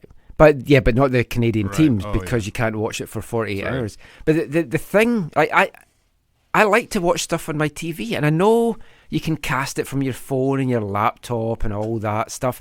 I just want to PVR a game that kicks off at 5 a.m, wake up at 9 or 10, and then watch the game on my PVR. I can fast forward through it. With your chocolate digestive. With my chocolate digestive and my cup of tea. Fast forward through the bits I don't want to see, or just watch a game at twice the speed, which you can't really do on DAZN and One Soccer. Even if you've got the apps on your TV, you can't do that. And maybe I'm just an old-fashioned person and the game's not for this. But since the Premier League moved to DAZN as well, I've been more reverting to watching the BBC Match of the Day programme or just watching the 3-minute highlights on DAZN because I can't be bothered trying to watch the full game. And sometimes on the app it's not up for a few hours and then you can get things spoiled. And I just don't like it. I just want stuff on my TV. And the rumours are One Soccer is going to have a TV channel next year. So we'll see how that plays out. But see, I think ideally... probably through a Pacific FC season ticket, I'll have One Soccer for free, so I'm not going to pay to have the channel. But I think you can... I was going to say you can log in on the TV, but no you wouldn't. It's only reverse. If you pay for the TV, then you can log... So I'm going to... I hadn't thought of it that way. Yeah. Interesting. But then again, you have to watch it somewhere. I'll be able to watch it. But I mean, I found on One Soccer, I hardly watched any live games. I just ended up watching their highlights that they put out. It just suited me better. Mm-hmm. Are we still on Friday? Yeah. Oh, so you want to talk about FA Cup more, right? Yeah. Tell us more about the FA Cup, Michael. I love the FA Cup. It's a great competition, and for me, I enjoy it more than the World Cup. And if we're going to go, that's absolutely insane. The early rounds in particular, when it's the little minnows against the big teams, I just love it. And the World Cup, maybe it's because Scotland hardly ever get there. It's like Champions League. I don't really have a lot of interest in Champions League, mainly because the Scottish clubs don't make the group stages. But like when you sent me the text, I genuinely didn't know that the Champions League was on. Is that because Tuesday of streaming? And Wednesday. Partly the streaming, and just partly I don't have a lot of interest in it. I like the knockout rounds more. The group stages I can't be bothered with, and I've said before, it's because it's not Champions that's in it. Yeah, that it also gets in the way me. of like your VMSL coverage. Yeah, and supporting the grassroots local game, which I get a lot more enjoyment out. And I know folk are going to be like, "You're crazy," but I wasn't saying that joking. But the FA Cup is just a wonderful competition, and I hate that teams devalue it now, and they put out the weaker teams. But then you get the upsets, and it's still great, and I love watching it. And the US have the US Open Cup, and it's got a long history. I've said before, I don't feel the American soccer public, a vast majority of them, appreciate what they've got competition-wise. We've got the Canadian Championship for the Voyageurs Cup. It was expanded to 13 teams this year. for me, nowhere near enough. You want to have the likes of TSS Rovers in it, Victoria Highlanders, Thunder Bay Chill. the Chill, Foothills, the national champions CCB LFC United from Surrey. Why they've just won the National Amateur Championship? Why are they not in the Voyagers Cup?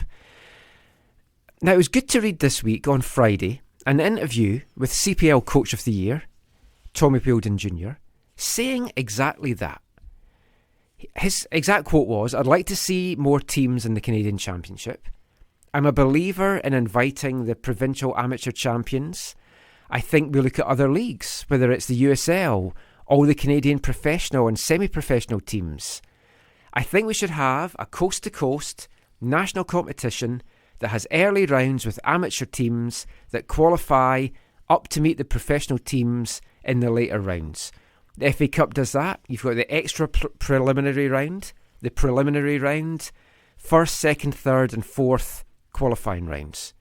So teams often have to play 7 or 8 games just to get into the main draw. Where they can we can do that they can here. make some money. Yeah. And if teams don't want to enter it, they don't enter it. Yeah. If teams do want to enter it, if you want to have a VMSL team or a League One team or a Quebec team enter it, let them enter it and then play their games or whatever. I just think it would put better value on it. Yeah. Tommy went on to say in that interview that he thinks the media would really buy into it. I'm not sure they would. Media like me obviously would. I'd lap it up. But then it's up to us to get that message out and get other media interest and get folk involved. But to grow the game here, I just think that would be a wonderful thing. Well, I agree with you. And I think it's been disappointing to see, obviously, what they did with the Voyagers Cup in 2019 and the way they structured it. I don't know if you remember this, but if you were listening to some coaches earlier this year, I heard some coaches in the CPL talking about how it's important to get that third spot because they said for Voyagers Cup qualification.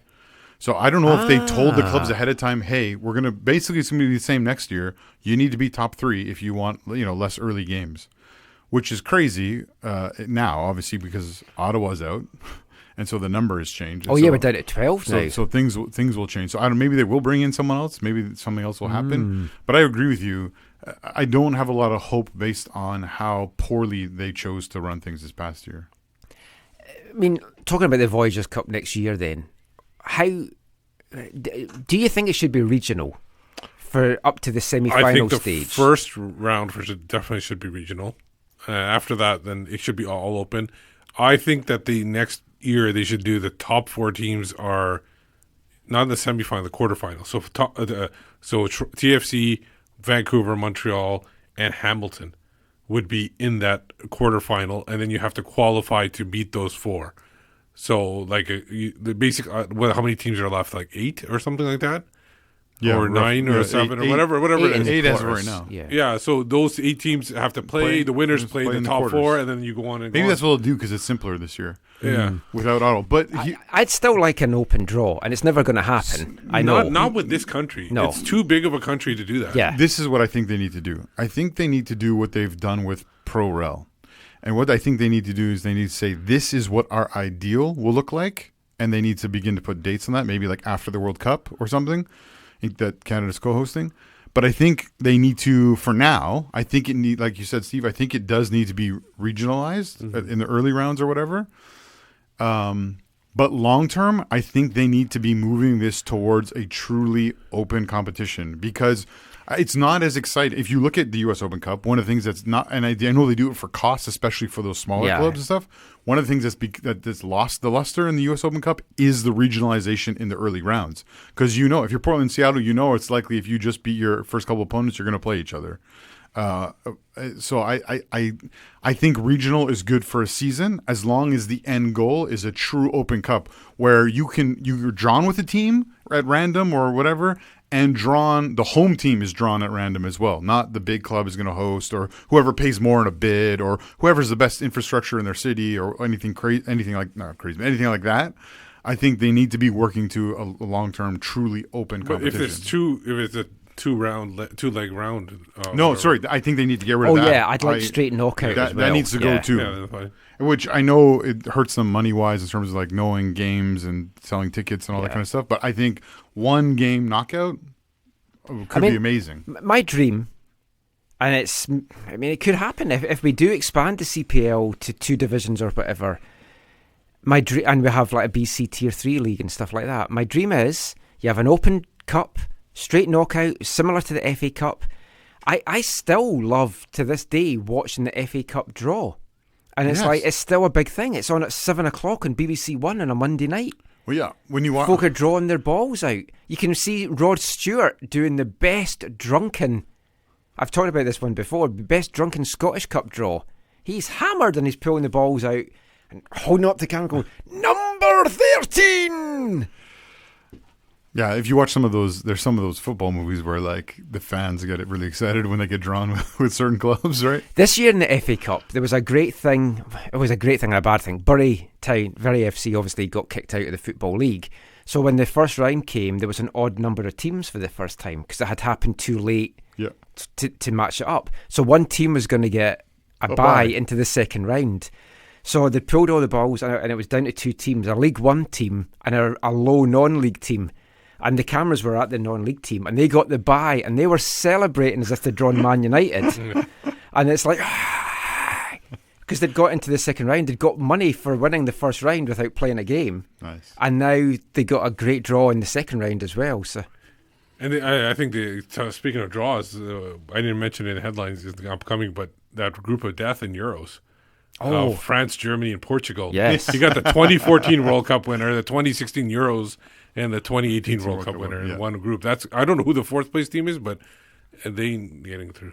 Yeah, Scotland can still qualify. We've got some playoff games to go. You can do it. We can.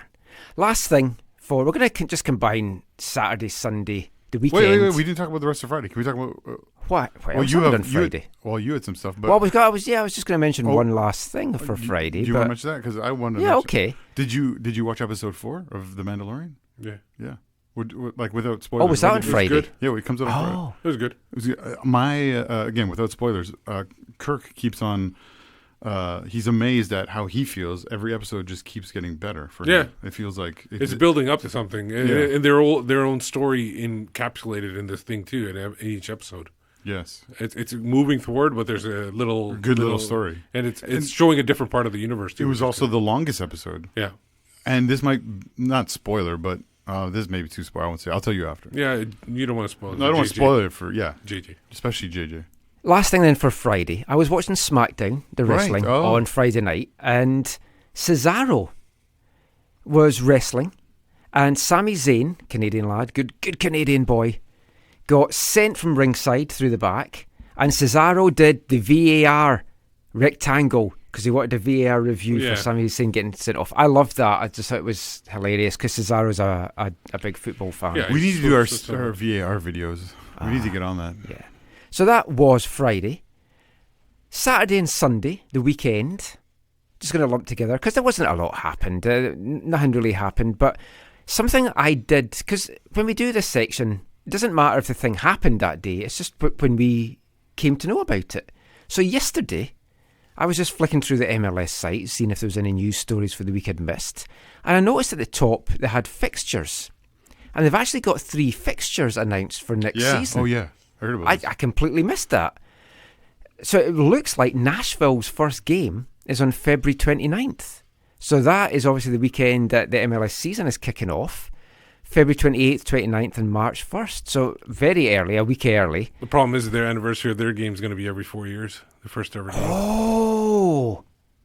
Oh, good point. Oh, that's hilarious. Yeah. It's going to make for some interesting weather issues. I mean, it's been bad enough when the season starts when it did. But Nashville... If you're starting, not there, but just in general around the league, if you're starting in February now... Although I think I told you the story of getting stuck in a... Did I tell you this? I forget if I told this here or somewhere else. In Edmonton? No, I get stuck in a snowstorm. He's mentioned that a lot. Yeah, as a family, like people in BC, they go to California, right, to get closer to the sun and all that kind of fun stuff. Growing up in Ontario, people drive down or fly down to Florida. So when I was, I think, 13, we drove on spring break. We drove down to Florida, but we got stuck in a snowstorm. And we had to stay in a middle school gymnasium because they shut down the roads and They just were funneling people off. There's no hotels, nothing, nowhere to stay. We stayed in a middle school or high school gym with like hundreds of other people. 4:00 in the morning, the National Guard busted in with a truck of just blankets for people because people are freezing, and it was crazy. But it was March in Tennessee, so it's not likely, but it's been known to happen every so often. Yeah, I mean, there wasn't really a lot else I think that happened this weekend that North American or CPL wise. So we'll just finish this section off with a couple of tweets. What about Davies' result? Did you hear? Davies who? Phil Davies. Oh, how's he getting on? No, he's retired. I was going to say, how many burgers did he serve this weekend? That's not nice. He didn't serve burgers. Le Burger. I don't know. What do you call the Big Mac in Royale with Montreal? cheese. Royale with cheese. There we go. But I just want to finish with a couple of tweets from Greg Petrie. First one, he says, I don't think points matter anymore for Canada. They're essentially locked into the lower seeded method for 2022. The assumption is that they'll still directly qualify for 2026. But he sent one just on what we've just been talking about just now. Talking about, I was saying I'd like to see VMSL teams enter the Voyagers Cup if they want.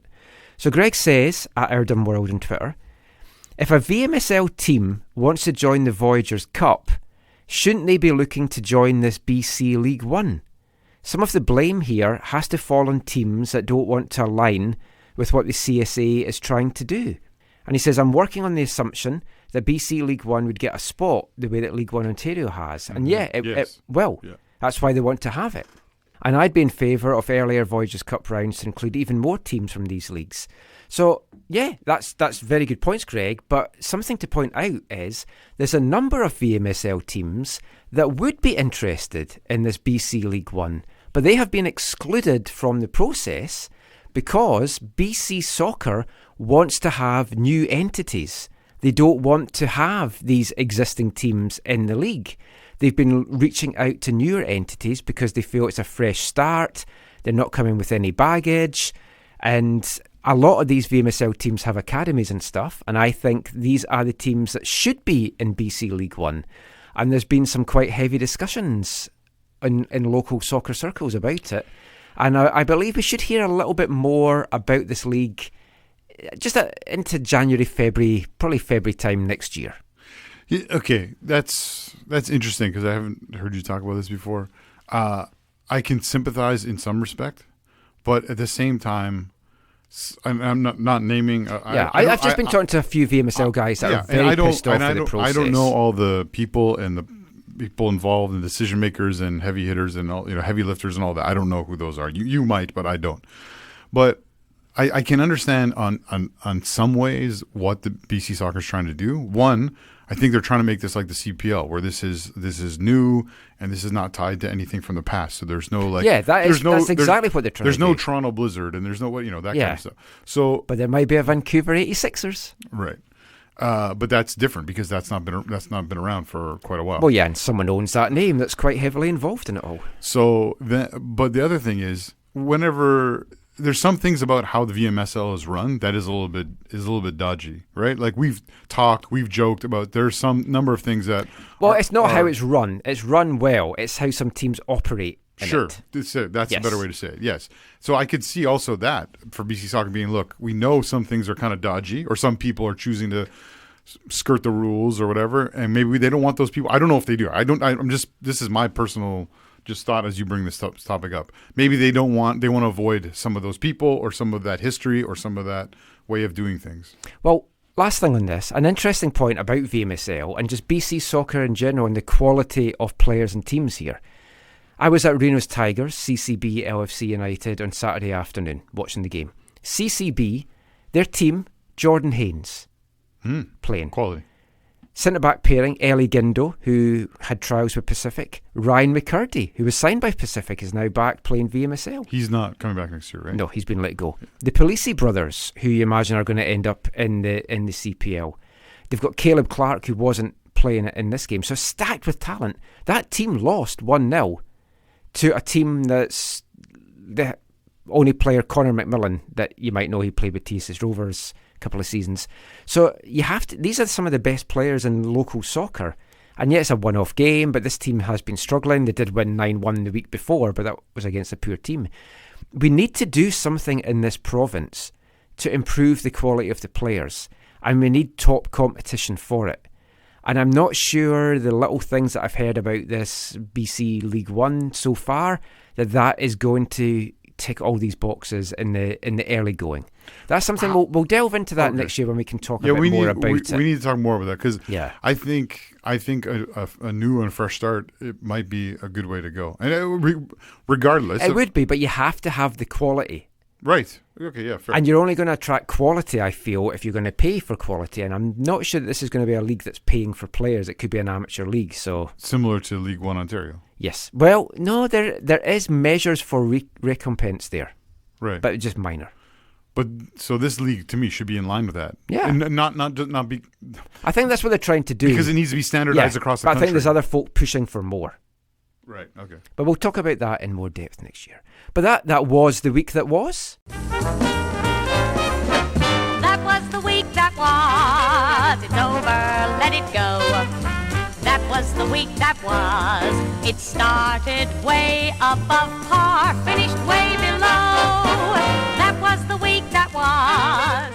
Let us know how you like this new format. If it's quieter weeks again, we'll maybe do it again. I've enjoyed it. We've got to cover a lot of different things and jump a little bit all over the place, which I like to do. And let us know if you have the proper understanding that Sunday is the first day of the week. Monday might be the first day of the work week, but it's the first day of the week. Anyway, we'll be back with our Whitecaps of the decade after this. Hi, I'm Alfonso Davies, and you're listening to the AFTN Soccer Show.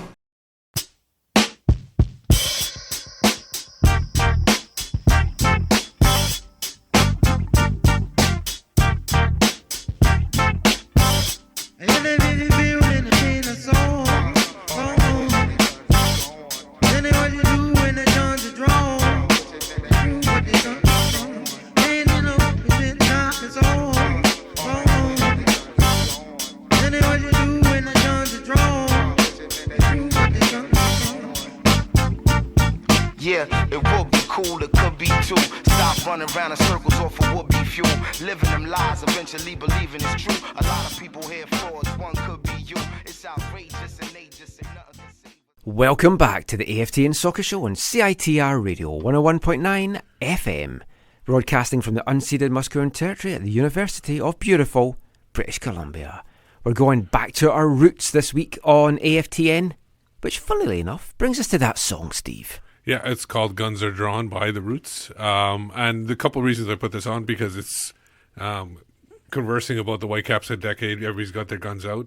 And we're going back to our roots of MLS. Plus the hashtag COD, I realized afterwards, checking on it. Yes. Call of Duty. Someone pointed that out to me this week. So we're going to have a whole new audience with our COD hashtag. This is the same thing with the Grimsby Town thing. You got to check before you use it. But, well, judging by the hashtags you guys were trying to come up with earlier for, like, what week Monday starts. That was all Steve. Yeah. WSOS or WSOM. He's got it down. Yeah, now we've got it. But yeah, this part we're going to be looking at the second part of our Whitecaps of the decade. As we all hurtle another week closer to death, it's also another week closer to the end of the decade. Last week, we launched a new feature where we're going to pick our Whitecaps players and management of the 2010s. We've got our manager, Carol Robinson. We've got our goalkeeper, David Ousted. So who else will make it into the starting 11 and who'll be on the bench? This week we're looking at the defence and we're going to pick our right back, left back and two centre backs of the decade. Now, remember when we're debating this, there's two main criteria. Pick with your head and not your heart, and what they did for the Whitecaps, not elsewhere. If things are close, you can maybe look at their all-round ability. I tweeted it out, mentioned it last week's show we're going to tweet out with our hashtag COD, and what a response. This was one of the best responses to stuff that we had for a long time. Just a lot of folk sending their votes in. We're going to kick things off with right back, which was a debate in itself. How do you list a football team? For me, it's right back, centre back, left back. That's just how I was growing up. Because number 2 was always a right back. Number 3 was yeah. left back. I listed 3 was a this. left back. I always go right back before left back. I think I usually go left back, the opposite of you, left, center. A lot of folk here seem to do that. Because left to right is how you write. You know what I mean? Like that's. I still do right back because whenever I do hockey too, I do right wing before left wing. So I think I do right back because of that. This started a whole debate as well on Twitter as to where this stemmed from, and it originally stemmed from the numbers that they were given. Right. Way back in the day, obviously a goalkeeper was number 1, right back was number 2, left back was number 3, 5 and 6 were your centre backs. Although 4 and 5 sometimes with your 6 as a defensive midfielder in the later stages. 9 was always your striker. 11 and 7 are the wingers. You still have your football managers talking about that, like Mark DeSantos and Robbo as well. It's like, I'm looking for a 6, I'm looking for an 8, I'm looking for a 10. I'm going to repeat this, but the best clip I've ever seen heard on the radio was when the morning show asked about formations, and Robbo went into this whole diatribe about formations, and then number 6 played number 4, he went all over the place, and those people had no idea what he was talking about at the end. Did they not say something like, I didn't know we needed a math degree or something to understand? After Robbo got off the air, yeah. But yeah, it stems back from the old days, and it's back in the UK, and it's just something, when I do my match reports, I still do that as the right back first. So anyway. Also, if some people don't know, that also back, I think, up until the early 90s, that also dictated your number. In some places, yeah, because you didn't have squad numbers, and that's another thing that pisses me off in modern football. So if you were the starting striker this week, you wore the number 9 shirt. Yeah, like Fonzie wearing 67 to me was ridiculous. And then, other than the fact that Marty gave it to him, so I don't mind that. I think that came from the whole residency thing. What was Pedro's number again? 77. 77. Oh yeah, like you've got some players like 88 they want as a number because they can't get 8, so they want 88, and then you've got BWP had 99 because he couldn't get 9, and it just annoys me. At what point are we going to have like 101 or 722? It all depends on what the numbers mean to the individual. What number would you pick? If you could pick any number as your squad number, what would you pick? For me, personally? The first, you're going to laugh at this, the first number I ever wore in a football team was number 10. Oh. He's the 10 we're looking for. Because I like Lothar Matthäus. And then the next year, I wore 18 because I like Jurgen Klinsmann. I go with 13 or 7. Then I think I wore 13 because of Gerd Muller and Rudy Fuller. Nah, number 6 would be, that's my lucky number. I've always been number 6. We should play Lena Lovitch's Lucky Number song at this bit. Maybe I'll slip that into the podcast. Let's hear a little bit from Lena Lovitch just now.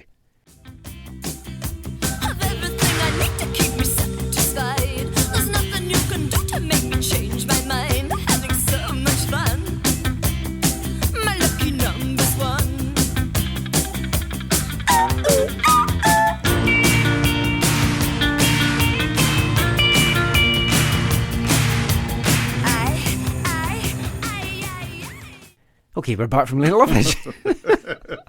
Let's get on with this section because we're already overrun. Well, this is going to be a short section, I'm sure. There's nothing to debate. No. Okay, so right back. Yeah, this is our longest section of all the night.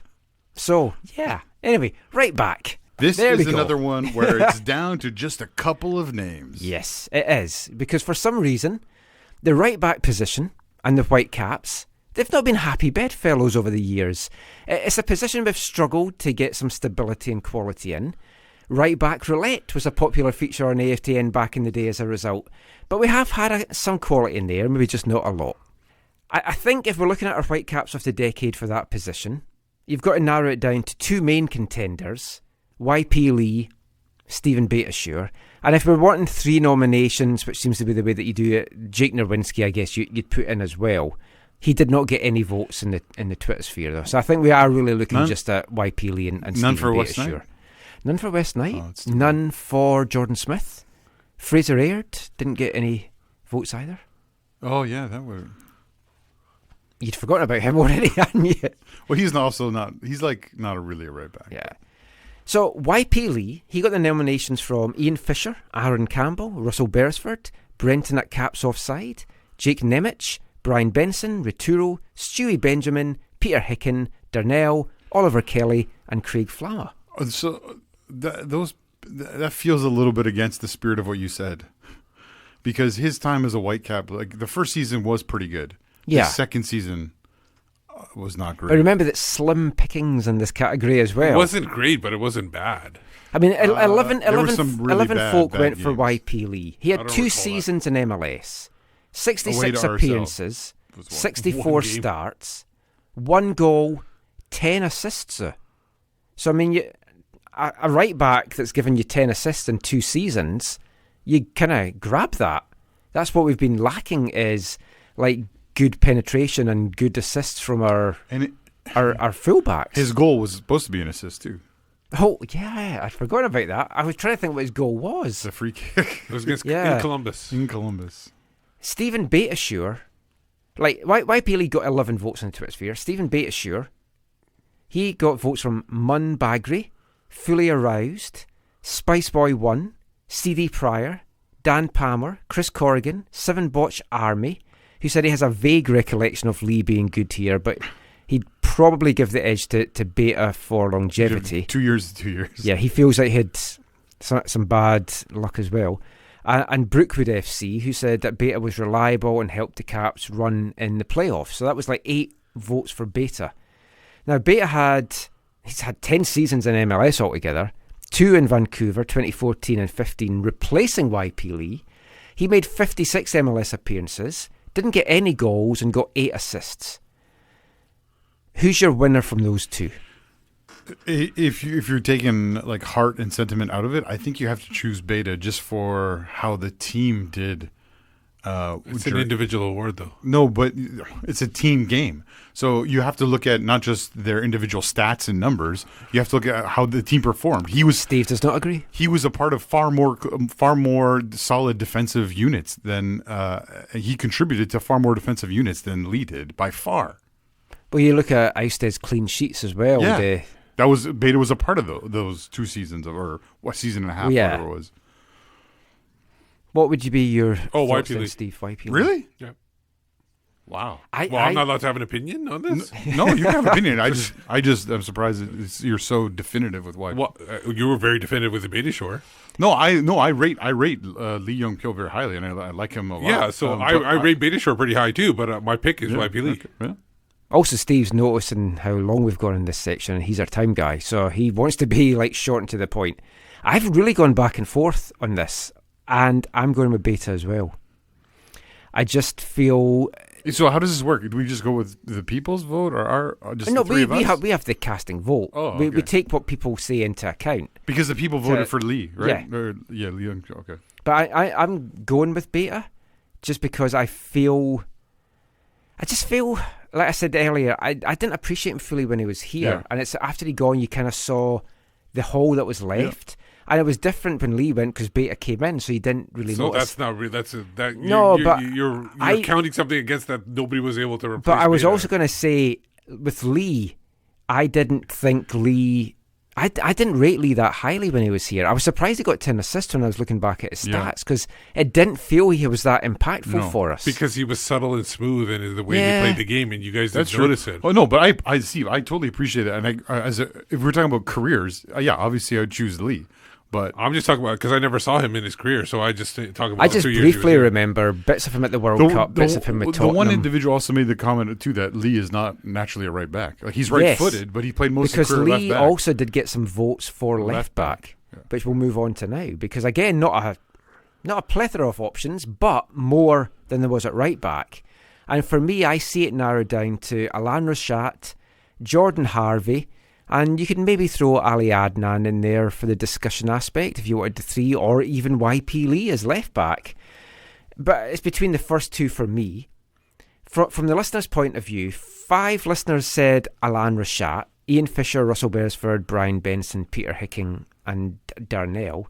Jordan Harvey got the more votes. Mun Bagri, Fully Aroused, Aaron Campbell, Chris Corrigan, Jake Nemec, Oliver Kelly, Brookwood FC and Ben Cooper Whitecaps. Brookwood FC said that Harvey was an ambassador on and off the field. 3 people, though, CD Pryor, Dan Palmer and Brenton, voted for YP Lee. And Ali Adnan got a few votes as well, even just after his brief one season. Raturo, Stu Benjamin, Seven Botch Army and Craig Flammer. Seven Botch Army said that Adnan's just better than everyone else. But I mean, we won't go into it all just now, but I like Adnan as a left wing back or a left winger. I do not like Adnan as a left back because I think his defensive frailties show up way too often. Yeah, that's fair. I also think those people maybe should go watch the more replays of the penalty versus, was it Seattle? Oh, down in Seattle? No, up here. Not up here. Was it Seattle? Oh, LA. Maybe it was LA Galaxy. That was an LA game. LA Galaxy, maybe it was. The one where he tried the one that he chip- missed the Panenka. Yeah. Oh, I thought you meant giving away a penalty. No. That's not defensive, though. No, but that, yeah. Now, that Mars is...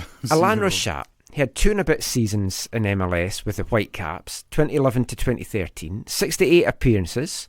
All but 3 of them were starts. He got 5 goals and 3 assists. Harvey has now 14 seasons in the league under his belt, 7 with the Whitecaps, 183 MLS appearances with us, 10 goals, 9 assists. Adnan, just under a season, 28 appearances, 1 goal, 5 assists. Who's your winner for left back? For me, it's Alain Rochat. I'm going to concur with Steve on this one. Oh, see, I'm going for Jordan Harvey. What's your feelings for Rochat? Just better technical ability? He's better. He was better, and I think he made more of an impact. And he was better going forward and defensively, better two-way. Like Jordan Harvey had moments either way, but he also had moments where he was poor either way. Where I didn't see that very much of that in Alain Rochat's game. I'm going to concur with Steve on that. Alain Rochat is just such a quality footballer, and you saw it when they played him in other positions, including center back, and I believe he played at least once at center mid at one point. But yeah, he is just pure class. Like as a footballer, his technique, his ability. Yeah, he was amazing. He was one of the best things. And I think Tommy Sowen did. I think he was responsible for that. I could be wrong. Yeah, I think he was responsible for that. Even though he thought no one knew Alain Rochat, because the first time he told us about it, he's like, I'm bringing in someone. He's Canadian, but he's not eligible for the national team anymore. You will never guess, whatever. And then it was like Alain Rochat. We're like, yeah, we watched the Champions. We know Alain Rochat. But no, he by far... Was he at Young Boys as well? Would yes. he have played with... Late after. Oh, he was at Zurich before that with Eric Astley. But he... Jordan Harvey, awesome dude, huge contributions. His off-the-field stuff, I think, also wins him a lot of respect from people and probably some of the people on that list. Harvey would have got my vote. So if we're going with the 3 of us, I'll bow down to you and we'll go with Rochat. We'll have a discussion about this at the end of this section. Sure. Because we'll need to nail down whether we want to take in... Because if we go with what the listeners thought, it's going to be Lee and Harvey. And if we go with what we've said, it's going to be Beta and Rochat. So we're going against the listeners. Well, you can have the listeners... you can do two. Let's do let's do 2. You make everyone happy. Yes, that's how we'll do it then. Okay, interesting. Because, the listeners went for... Harvey in this one. Who did they go for in the other one? I can't remember. We'll come back to that. Anyway, it's a late night. Centre backs now, just to round this section up. Now, this one is definitely open to debate, and there's a lot of contenders, and a lot, I guess, is going to go down to what you want from a centre back, what you expect from a centre back. Are you wanting, like for me, I like a centre back that is a rock defensively first and foremost. I want leadership. I want the ability to marshal the back line and to be vocal. If he can pop up with some goals from set pieces or wherever, all the better. That's like the cherry on the top. But what do you look for in a centre-back? A lot of what you said, especially the leadership qualities. You got to have a leader that's at centre-back because he's basically... I personally think he's the connection to the whole team. Like, He talks to the midfield and he talks to the keeper. I think those are the 2 most important connections because when it gets up to the forwards, there's very little talking and you're actually just going forward, right? So I think that's a very important part. And he, like you said, he keeps the fullbacks in line and everything like that. And you need somebody physical, and I think that's my main things. I would rate offensive contribution higher than you mentioned here in this, Michael, because you're part of a team, and typically in football, especially on set pieces. defenders are usually one of the targets. Like your center backs are usually one of the targets because typically they're some of your taller, better headers of the ball, and so they're like, so a center back should be contributing in that, or drawing in other players and making space for your other big players or whatever. But or decoying or whatever. That was one of the things where Jordan Harvey did actually excel. Is they set things up because they knew he was good enough in the air. They'd isolate him. They'd make everyone think the ball was going to the big center backs or the big other players on the team, and then they isolate him at the back post where he won a lot of headers and scored a lot of goals, like Portland away, for example. So for me, especially with center backs, the offensive goal contribution does play probably a bigger role than you stated at the beginning. We got votes for a number of different players in this category. The one that got the most votes, and I was a little bit pleased to see it, but surprised as well, was Kendall Waston. He got 14 votes. Because I talked about this earlier, the way he left the club, I did wonder if it had maybe some folks' you told opinions people to take their heart out of it. Yeah. So, I mean, that was good. Ian Fisher, Fully Aroused, Spice Boy 1, Chris Corrigan, Russell Beresford, Jake Nemec, Brian Benson, Raturo, Peter Hicken, Seven Botch Army, Oliver Kelly, Brookwood FC, Craig Flamma and Ben Cooper Whitecaps. They went for Kendall. Brookwood FC said strong and entertaining leader in the backfield. Seven Botch Army said he had a few really good seasons here. Kendall Waston, I think for me, is one of my picks. I have him in. I'm in too. Hands down. Okay, so we're all agree we've got I'm him. actually surprised. I thought it'd be difficult, a more difficult decision. It came pretty easy for me when I saw these yeah, things. you know, I did as well. And then when I thought about it, I had the other one down to 2. So Tim Parker got 3 nominations. Ian Fisher, Mun Bagri and Chris Corrigan. Andy O'Brien got 10. Of those 3 for of those 3 for Tim Parker, Ian Fisher, Chris Corrigan, and did Mun Bagri. Mun Bagri went for Andy O'Brien as well. Okay, so those other 2, I wonder if they went for Kendall and Parker together. Waston, yeah. That was probably our best centre-back pairing because I think each one made each other better. Yeah. It's that thing, the combined parts is better than the 2 separate things. Andy O'Brien got 10 votes, Mun Bagri, Aaron Campbell, Russell Beresford, Steve Matthews, Jake Nemec, Brian Benson, Stewie Benjamin, Peter Hicken, Darnell, although he said he thinks Kamiri will replace him in 2020. I wouldn't laugh. I'm high on Kamiri. No, lots of people are high on Kamiri because they need to be. But it'll be a brand new decade. And at some point, I'm going to actually get round to transcribing my interview with him and putting that up on the site. And Oliver Kelly went for Andy O'Brien as well. Jay Demerit got 8 votes. Fully Aroused, CD Pryor, Dan Palmer, Raturo, Seven Botch Army, Brookwood FC, Craig Flamma and Ben Cooper Whitecaps. Daniel Henry got 1, Spice Boy 1. Alain Rochat got 3 votes as centre-back. CD Pryor, Dan Palmer and Darnell. Derek Cornelius was Aaron Campbell's choice, and Stewie Benjamin went for Eric Godoy. Chris Corrigan said that his heart says Lee, Demerit, O'Brien and Rochat as what he'd like as his that's not what he voted with his head. No. So Waston, 4.5 seasons with the Caps, 2014 to 18, 120 MLS appearances, 15 goals, 5 assists, was captain. He's our guy. We've all picked him, so he's one of them. Before you reveal who you've got, is your other selection between Parker, O'Brien and Demerit? Yes. Okay. You I thought it would. You too? Yeah. Okay. So Parker. It's not Eric Godoy.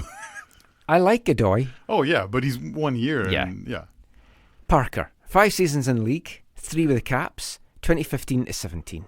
81 appearances in MLS, 1 goal, but did get lots of goals in every other competition going, and 2 assists. Andy O'Brien, 2.5 seasons with the Caps, 51 MLS appearances, no goals, 1 assist, he had injuries. Demerit, 4 seasons in the league, 2011 to 14, he was hit by injuries. 72 overall MLS appearances, 1 goal, 1 assist, he was captain as well. A little bit slow at the end, he packed it in when I think he felt the game had maybe moved on a little bit from him. The injury, he didn't want to go through the rehab. And so who's your partner of Kendall back there? Do you want to go first or O'Brien? I once again will concur with Steve that I would choose Andy O'Brien. I've gone for O'Brien as well.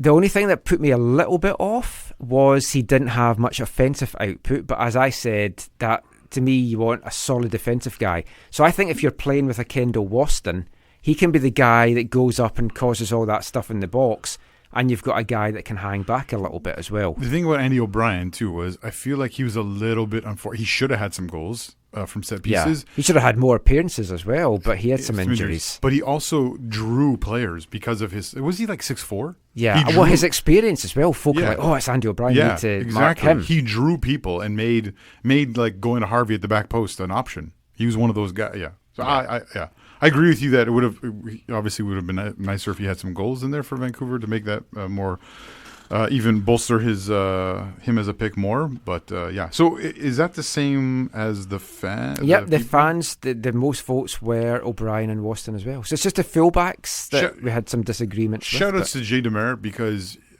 whatever you want to say, also off the pitch, when you talk to Jay Demare and hang out with Jay Demare, like you just get an appreciation. He loves football. He loves the game. He lives and breathes it. And he really wanted to be a part of making the Vancouver Whitecaps MLS era as meaningful as possible, and bring the culture of football to the community in a deeper way. And I think he did that in some way. And he's still involved with TSS Rovers. He's on their board, so he has a big input in there, because he started off playing PDL. When he was out of college, he was playing there, and then he went to non-league. It's a great story. He'll be on our bench. And he found love on the snow too. Yes, he did. Yeah. Our Twitter chats took an unusual turn as well this week, which was quite good, because listeners and readers started tweeting the Whitecaps duds of the decade, which I quite liked as well. And I'll just read you some of these quickly. This might be something that we can maybe do in the Christmas show or end of year show. We'll pick our duds of the decade. Chris Corrigan said he was nice. He went with the anti-choice of Smith, Rusin, Rodriguez and Leathers. I didn't think Leathers was a left back though. No, he's not. And I would not. Brad Russin. There's worse players. Yeah, there's worse centre backs than Brad Russin. I quite liked Brad Russin. I didn't mind him. Ben Cooper Whitecats. He had Klazura, Bonjour, Janicki and Sampson. I think that's harsh. Was Sampson though also not a right back? He was as well, but he could play left side. I think that's a little bit harsh on some of those people. Let's put it that way. Well, if you think that's harsh, Joe Deasy, Smith, Jacobson, Leveron, and Levi's. Now, obviously, Jacobson's not a centre back, but he played there a lot. But yeah. Leveron was an interesting one, because I'd actually forgotten all about Johnny Leveron until Joe Deasy tweeted that. And Brett Levi's, I'm guessing the fact that he couldn't make it to the end of games is possibly why Joe's picked that. Def Curry at Aman Ledoux said, everyone else can give you the best ones. I'll give you the ones who I enjoyed most for the wrong reasons. And he had Greg Klazura at right back, Carlisle Mitchell and Martin Bonjour as the centre-back pairing, and a left-back... I'm assuming it's Alphonso Davies, because we didn't see Phil Davies there. He just said Davies, but Alphonso Davies. Not the best left back we've had, but not the worst by a long way. But again, he also provided so much. He's not left back, and he provided so much going forward. So that was our defensive ones. Next week we're going to look at the midfield, and this is where it's going to get a little bit tricky, because I'm going to just throw it out to people to nominate up to 4 best midfielders, and we'll kind of take it from there. So it could be centre midfielders, left, right midfielders, defensive midfielders, attacking midfielders, but not left wingers, right wingers, or folk you would think more as attacking players. And it's gonna possibly... Well, we're playing a 4-2-3-1, so you're saying this is just the two... Well, we might not end up with 4. We'll just see what players get nominated. 4-4-2 I think 4-4-2 might make it a bit easier for us, or 4-3-3. Oh, yeah. Yeah. So we'll see how that goes. So we're going to say, let's do 3 midfield, sign a central, guys? Give us 3 or 4 midfielders that you'd like to see as Whitecaps of the decade. We all know June Marcus Davidson will be one of those. And we'll be back with the final part of this week's show after this. Hi, I'm Johnny Russell and you're listening to the AFTN Soccer Show.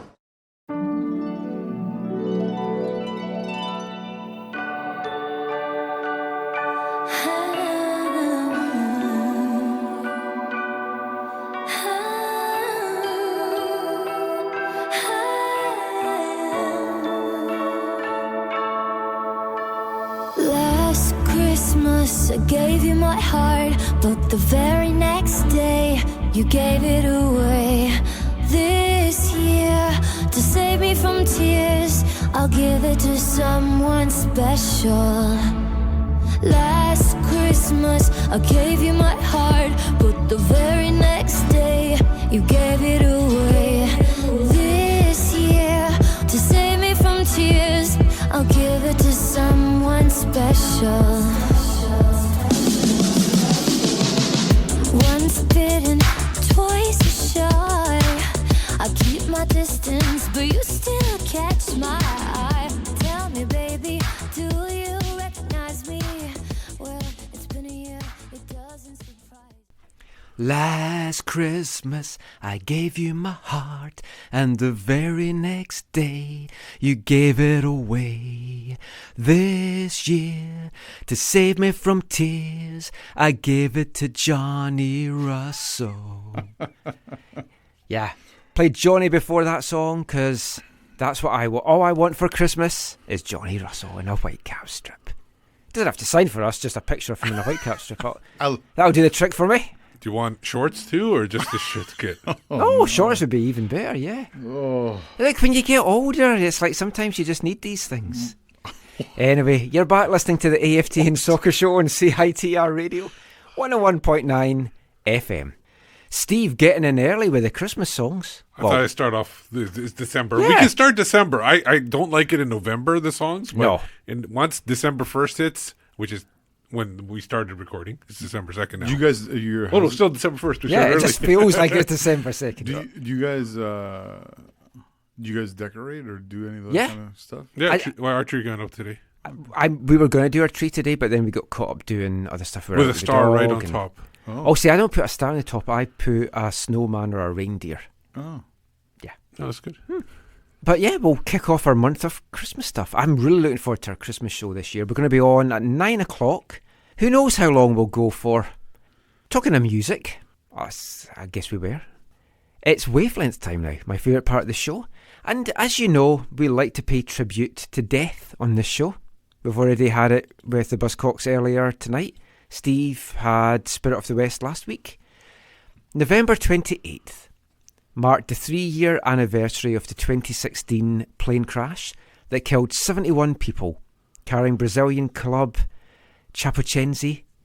Their players, officials, journalists, they were heading to the Copa Sudamerica finals in Colombia.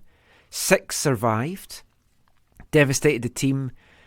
And, I mean, the club's done so well to kind of rebuild from that. A year later in 2017, one of our favourite bands here for Wavelength, London band the Cockney Rejects, they did a charity tribute song to Chapecoense, and they sang it all in Portuguese.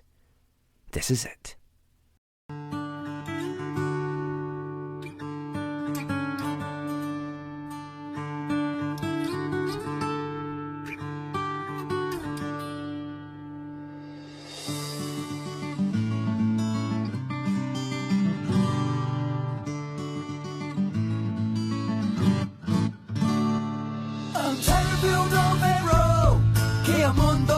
Chaco, perdemos pedaço, o peito é petrol. Juntamos a perder, de Colombia e Brasil. Impossible preencher, the extendo of Brazil. Pensando en su melhor, hoje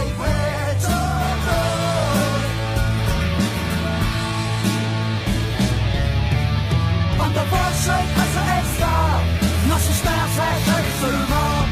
Chega ao inside,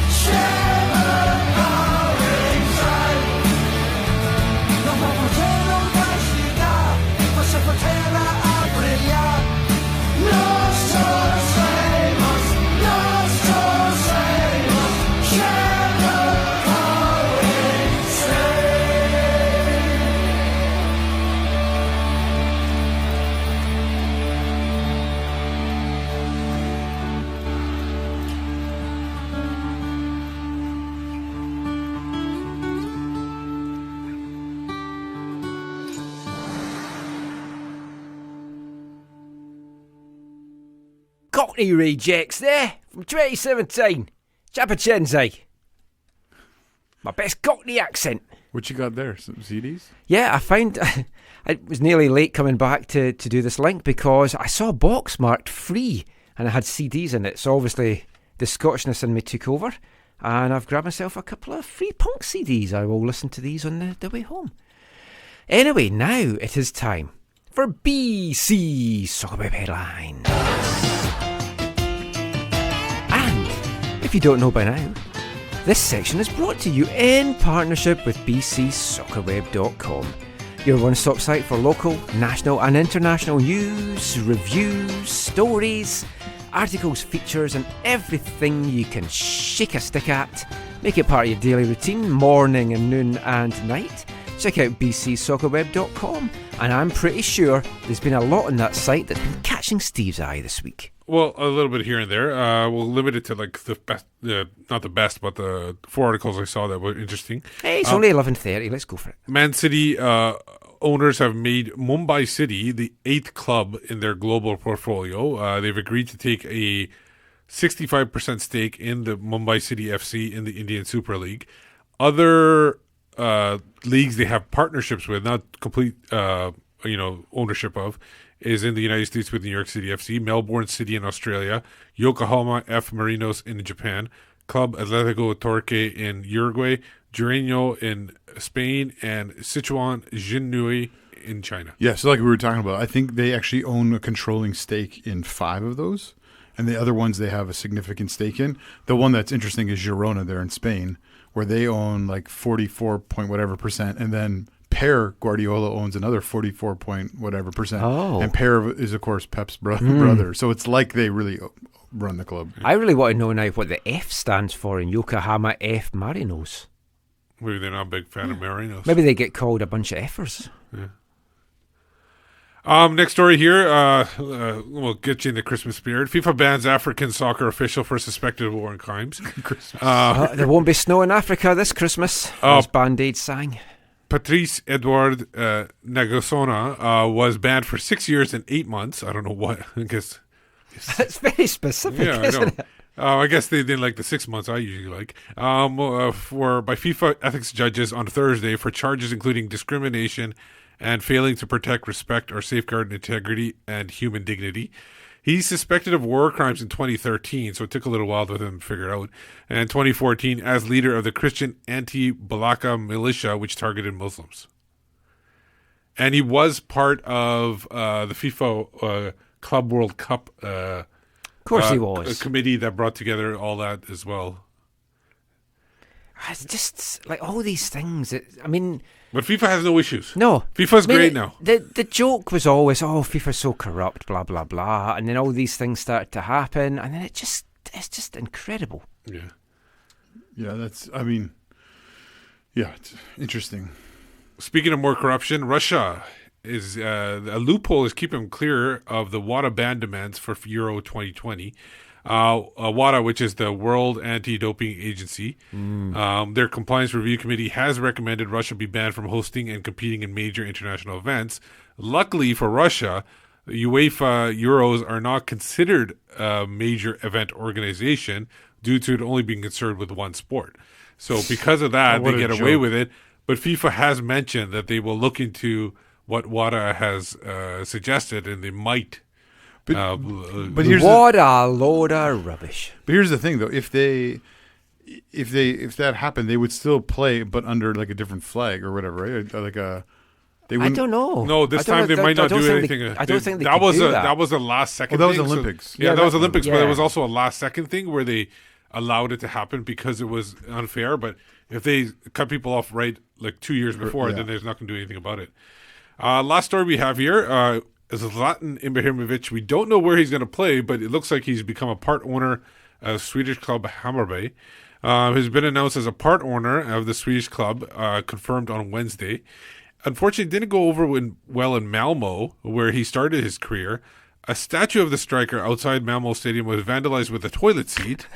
And it's been reported that the club fans have started a petition for his for the monument's removal as well. Well, it's worse than that. I don't know if you saw. Well, that's what it was in this article, so you can update it more. Well, I'm pretty sure US journalist said his career had gone down the toilet when he left MLS anyway. No, it was actually what I saw was it wasn't just the toilet seat. It was I think it was in Malmo. They spray painted the statue in part, and then they wrote some racist things on the ground in front of the statue. Oh. Yeah, which was I think something it translated to like death of gypsies or death to gypsies, because that's part of Zlatan's identity, right? And so it was like very, very disturbing. It seems like this might be one of the times where football support and passion has crossed the line. But it could be a small faction. I'm sure it's a big faction not happy with it, but the small faction bringing that part into it. Yeah, I'm not sure. I'm not sure what So, but yeah, because this is Zach to finish the show on a downward spiral. Well, Malmo's where that's why I tried to end it with this one instead of the war crimes thing. Made my nice joke about going down the toilet, and then Zach's in with the heavy hitter. No, but it is weird that he wouldn't there wouldn't be an opportunity for him to do this kind of ownership thing with Malmo, because that's his club, right? Like that's where he started, that's where he played his youth career, all that kind of stuff. Yeah. And Hammarby is like a rival or whatever, or at least a rival Swedish side. It's where Gersh has played there at Hammarby, but so that's a little bit weird. Anything more uplifting to finish the show with, Steve? No, it was good. That's all the headlines. Did you learn anything from tonight's show? I should end with war crimes instead of... Who'd have thought that would have been the funner story? Oh, the war crimes, that was sad. No, but I did learn that not only was it difficult to find out what to start off with the right or the left, but Sunday or Monday. Yeah. I've learned Zach doesn't know what days of the week are and what weekends are. I've learned that you guys are living under the illusion that Monday is the first day of the week. Well, remember, tweet Zach and let him know how wrong he is. And just so they can do that, let everyone know where they can find you online. It's at Zachary AM. Hashtag WSOS or hashtag WSOM. And you can find me at Whitecaps Beat. I'm Michael McCall. You can find me on Twitter at AFTN Canada, on Instagram at AFTN Soccer, and on YouTube at AFTN Canada. Give us a like and a subscribe and all the stuff that the young kids try to do in all their videos. We'll be back next week. Let us know how you like this new format as well. But until then, thanks for listening. Take care. And Mon Hoover.